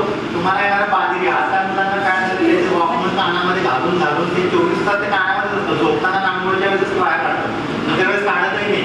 त्यामुळे तुम्ही त्यांना बघा लवकर सांगितलं ना, म्हणजे ज्याला आपण तो फ्रॅक्शन ऑफ सेकंडमध्ये मी सांगितलं तरी करून द्या ना, काय सांगितलं लक्षच नसतं त्यांचं. वर्टिगोसाठी आहे का? हां, हे वर्टिगोसाठी आहे. वर्टिगोसाठी विषय थोडा वाढायला, वर्टिगोसाठी ना हे लसणाचं तेल पण आहे. फक्त लसूण जरी कानात ठेवला तरी होईल. पण हा वर्टिगो ज्यांना कानामुळं आहे तेच बरं का, ज्यांना मानेमुळं आहे त्यांना नाही. मानेमुळं जे आहे त्याच्यासाठी व्यायाम प्रकार आहे. वाटत आपण तर मी तुम्हालाच रिक्वेस्ट करतो, एखाद दुसरं असोसिएशन घ्या जिथं एक विषय आणि एकच तास. ओके, म्हणजे होईल काय तेवढ्या विषय, म्हणजे जे कोणी इच्छुक असतील तेच देतील. आता जसं बघा 500 होते, 50च आहे, 50 होते, 10 जरी आले तरी चालते. पण एक विषय आणि एकच टॉपिक असं जर ठेवलं ना तर ते बरं होईल. नाही तर मग कसं आहे, आता जसं यांना वेगळा त्रास आहे त्यांना वेगळा त्रास आहे, 50 प्रश्न येतील, मला फक्त 10 घेत होईल. मला सांगायचं पण आहे, पण वेळेचं बंधन आहे, तुम्हाला वेळेचं बंधन आहे. तर त्या पद्धतीने आपण पुढचं सत्र असं ठेवूया. वाटतं वार्षिक ठेवा, दर महिन्याला बोलवलं तरी तरी कामात येईल, वाटतं तुमच्यासाठी तरी काम. पण असं नको वाटलं की ते आमंत्रित राहिले, यांचा प्रश्न वरती होता, मला आता कॉमा इन्व्हर्टेड कॉमा करून सांगता येत नाही, असं नको. आपण तो विषय घेऊया, त्यासाठी पूर्ण वेळी द्यायची तयारी, त्या पद्धतीने लावू. पण वर्टिगोसाठी फक्त कानाचे संबंध असेल तरच तुम्ही लावा, नाही तर नाही. आणि तुम्ही ज्यांना आरए टेस्ट पॉझिटिव्ह आहे त्यांनीच लसणाचं ते वापरावे, तर आम्ही नाही. नेक्स्ट शेवटचा तळहात आणि तळपाय ज्यांचे गरम होतात ना, त्यांच्यामध्ये मगाशी जसं सांगितलं मी, सगळ्यात पहिलं त्यांना कॉन्स्टिपेशन आहे, पोट साफ होत नाही, त्यांना उष्णता आहे, कारण उपासमार का कशा पद्धतीमध्ये मी सांगून गेलो. सकाळी ब्रेकफास्टची वेळ आपली चुकलेली असते, आपला ब्रेकफास्ट 10 वाजता होतो. त्यामुळे माझं सगळ्यात म्हणणं असं आहे की ज्यावेळेस शरीराला गरज आहे ना त्या वेळेमध्ये त्याच्यावरती घेऊन टाकायचं. 8च्या आधी तुमचा ब्रेकफास्ट घ्या, 1:30 वाजता 1:30च्या आधी तुमचं जेवण करा, संध्याकाळी 9:30च्या आधी आपलं रात्रीचं जेवण करा. सून मुलगा येऊ नाही येऊ आपलं ताट घ्यायचं, मानवावर बसायचं, खायचं, सर्व आपला जो आवडीची सिरियल आहे किंवा जगमाळ घ्यायची आणि आपल्या कामाला टाकायचं. असं जर केलं तर कॉन्स्टिपेशन होणार नाही. कॉन्स्टिपेशन ज्या ज्या वेळेस होईल त्या त्यावेळेस तुम्हाला तळहात तळपायचे आहात. आता यासाठीचा अँटीडोट सांगतो, तळहात तळपाय ज्यांना आधी त्यांनी काय करायचं, होऊ नये म्हणून काय सांगितलं ते करायचं ते सांगितलं. साधं खोबरेल तेल एका छोट्या वाटीमध्ये घ्या आणि फ्रीझरमध्ये ठेवून टाका. फ्रीजमधल्या फ्रीझरमध्ये ठेवा, अगदी घट्ट आळेल ते क्रीम सारखं होईल. ते त्या तळपायांना लावा. रात्रीच्या वेळेस त्याला मोजे वगैरे घालायचे नाही. मोजे घालून आपण परत उष्मा क्रिएट करतो, उष्मा आणतो त्याच्यामध्ये. त्यामुळे फक्त तळपायांना लावा आणि सकाळच्या वेळेमध्ये सामान्य स्वच्छ धुवून टाका. हे फक्त रात्रीच लावायचं बरं का, दिवसा नाही, कारण दिवसा परत मग सगळ्या फरशीवर छापे लागतील, नंतर मला छापे लागतात. आणि दुसरं त्याने सगळी धूळ बसते. आणि जर तुम्हाला पायांना क्रॅक वगैरे असतील किंवा डायबिटिक कंडिशन असेल तर स्लिपरी आपली कंडिशन होते आणि आपण कुठे घसरू शकतो. किंवा तुम्ही जर सॉक्स शूज कंटिन्यूस वापरत असाल आणि बाहेर जायची तुम्हाला सवय असेल तर त्यामुळे स्किनिंग होतं बरंच, घाम येतो खूप. आणि त्यामुळे मग एखाद दुसऱ्या वेळेस क्रॅक असतील तर फंगल इन्फेक्शन वगैरे वाढू शकतो. त्यामुळे हे नेहमी रात्री वापरायचं झोपताना. ते फ्रीज केलेलं खोबरं ते लावायला सुरुवात केली की साधारण 7 दिवसामध्ये जळाला जळपायची आग पूर्ण थांबते. त्यानंतर नाही वापरलं तरी चालेल, साधं खोबरं तरी 12 मिनिट वापरलं. ठीक आहे. तर अशा पद्धतीने तुम्हाला बोलवलं, शास्त्रपणे ऐकला, तेवढा वेळ दिला, वेळ काढून आला, सगळ्या गोष्टी लिहून घेतल्या, सगळे प्रश्न विचारले, त्याबद्दल तुमचे सगळ्यांचे मनापूर्वक आभार. आता आरोग्याच्या शुभेच्छा. असं तुमचं आरोग्य चांगलं टिकून राहू दे. परत कोणत्या डॉक्टरांना भेटायची वेळ होती, कोणत्या डॉक्टरांना भेटायची वेळ आली तर फक्त ऐकणारा बोलवा, औषधांना नाही. धन्यवाद.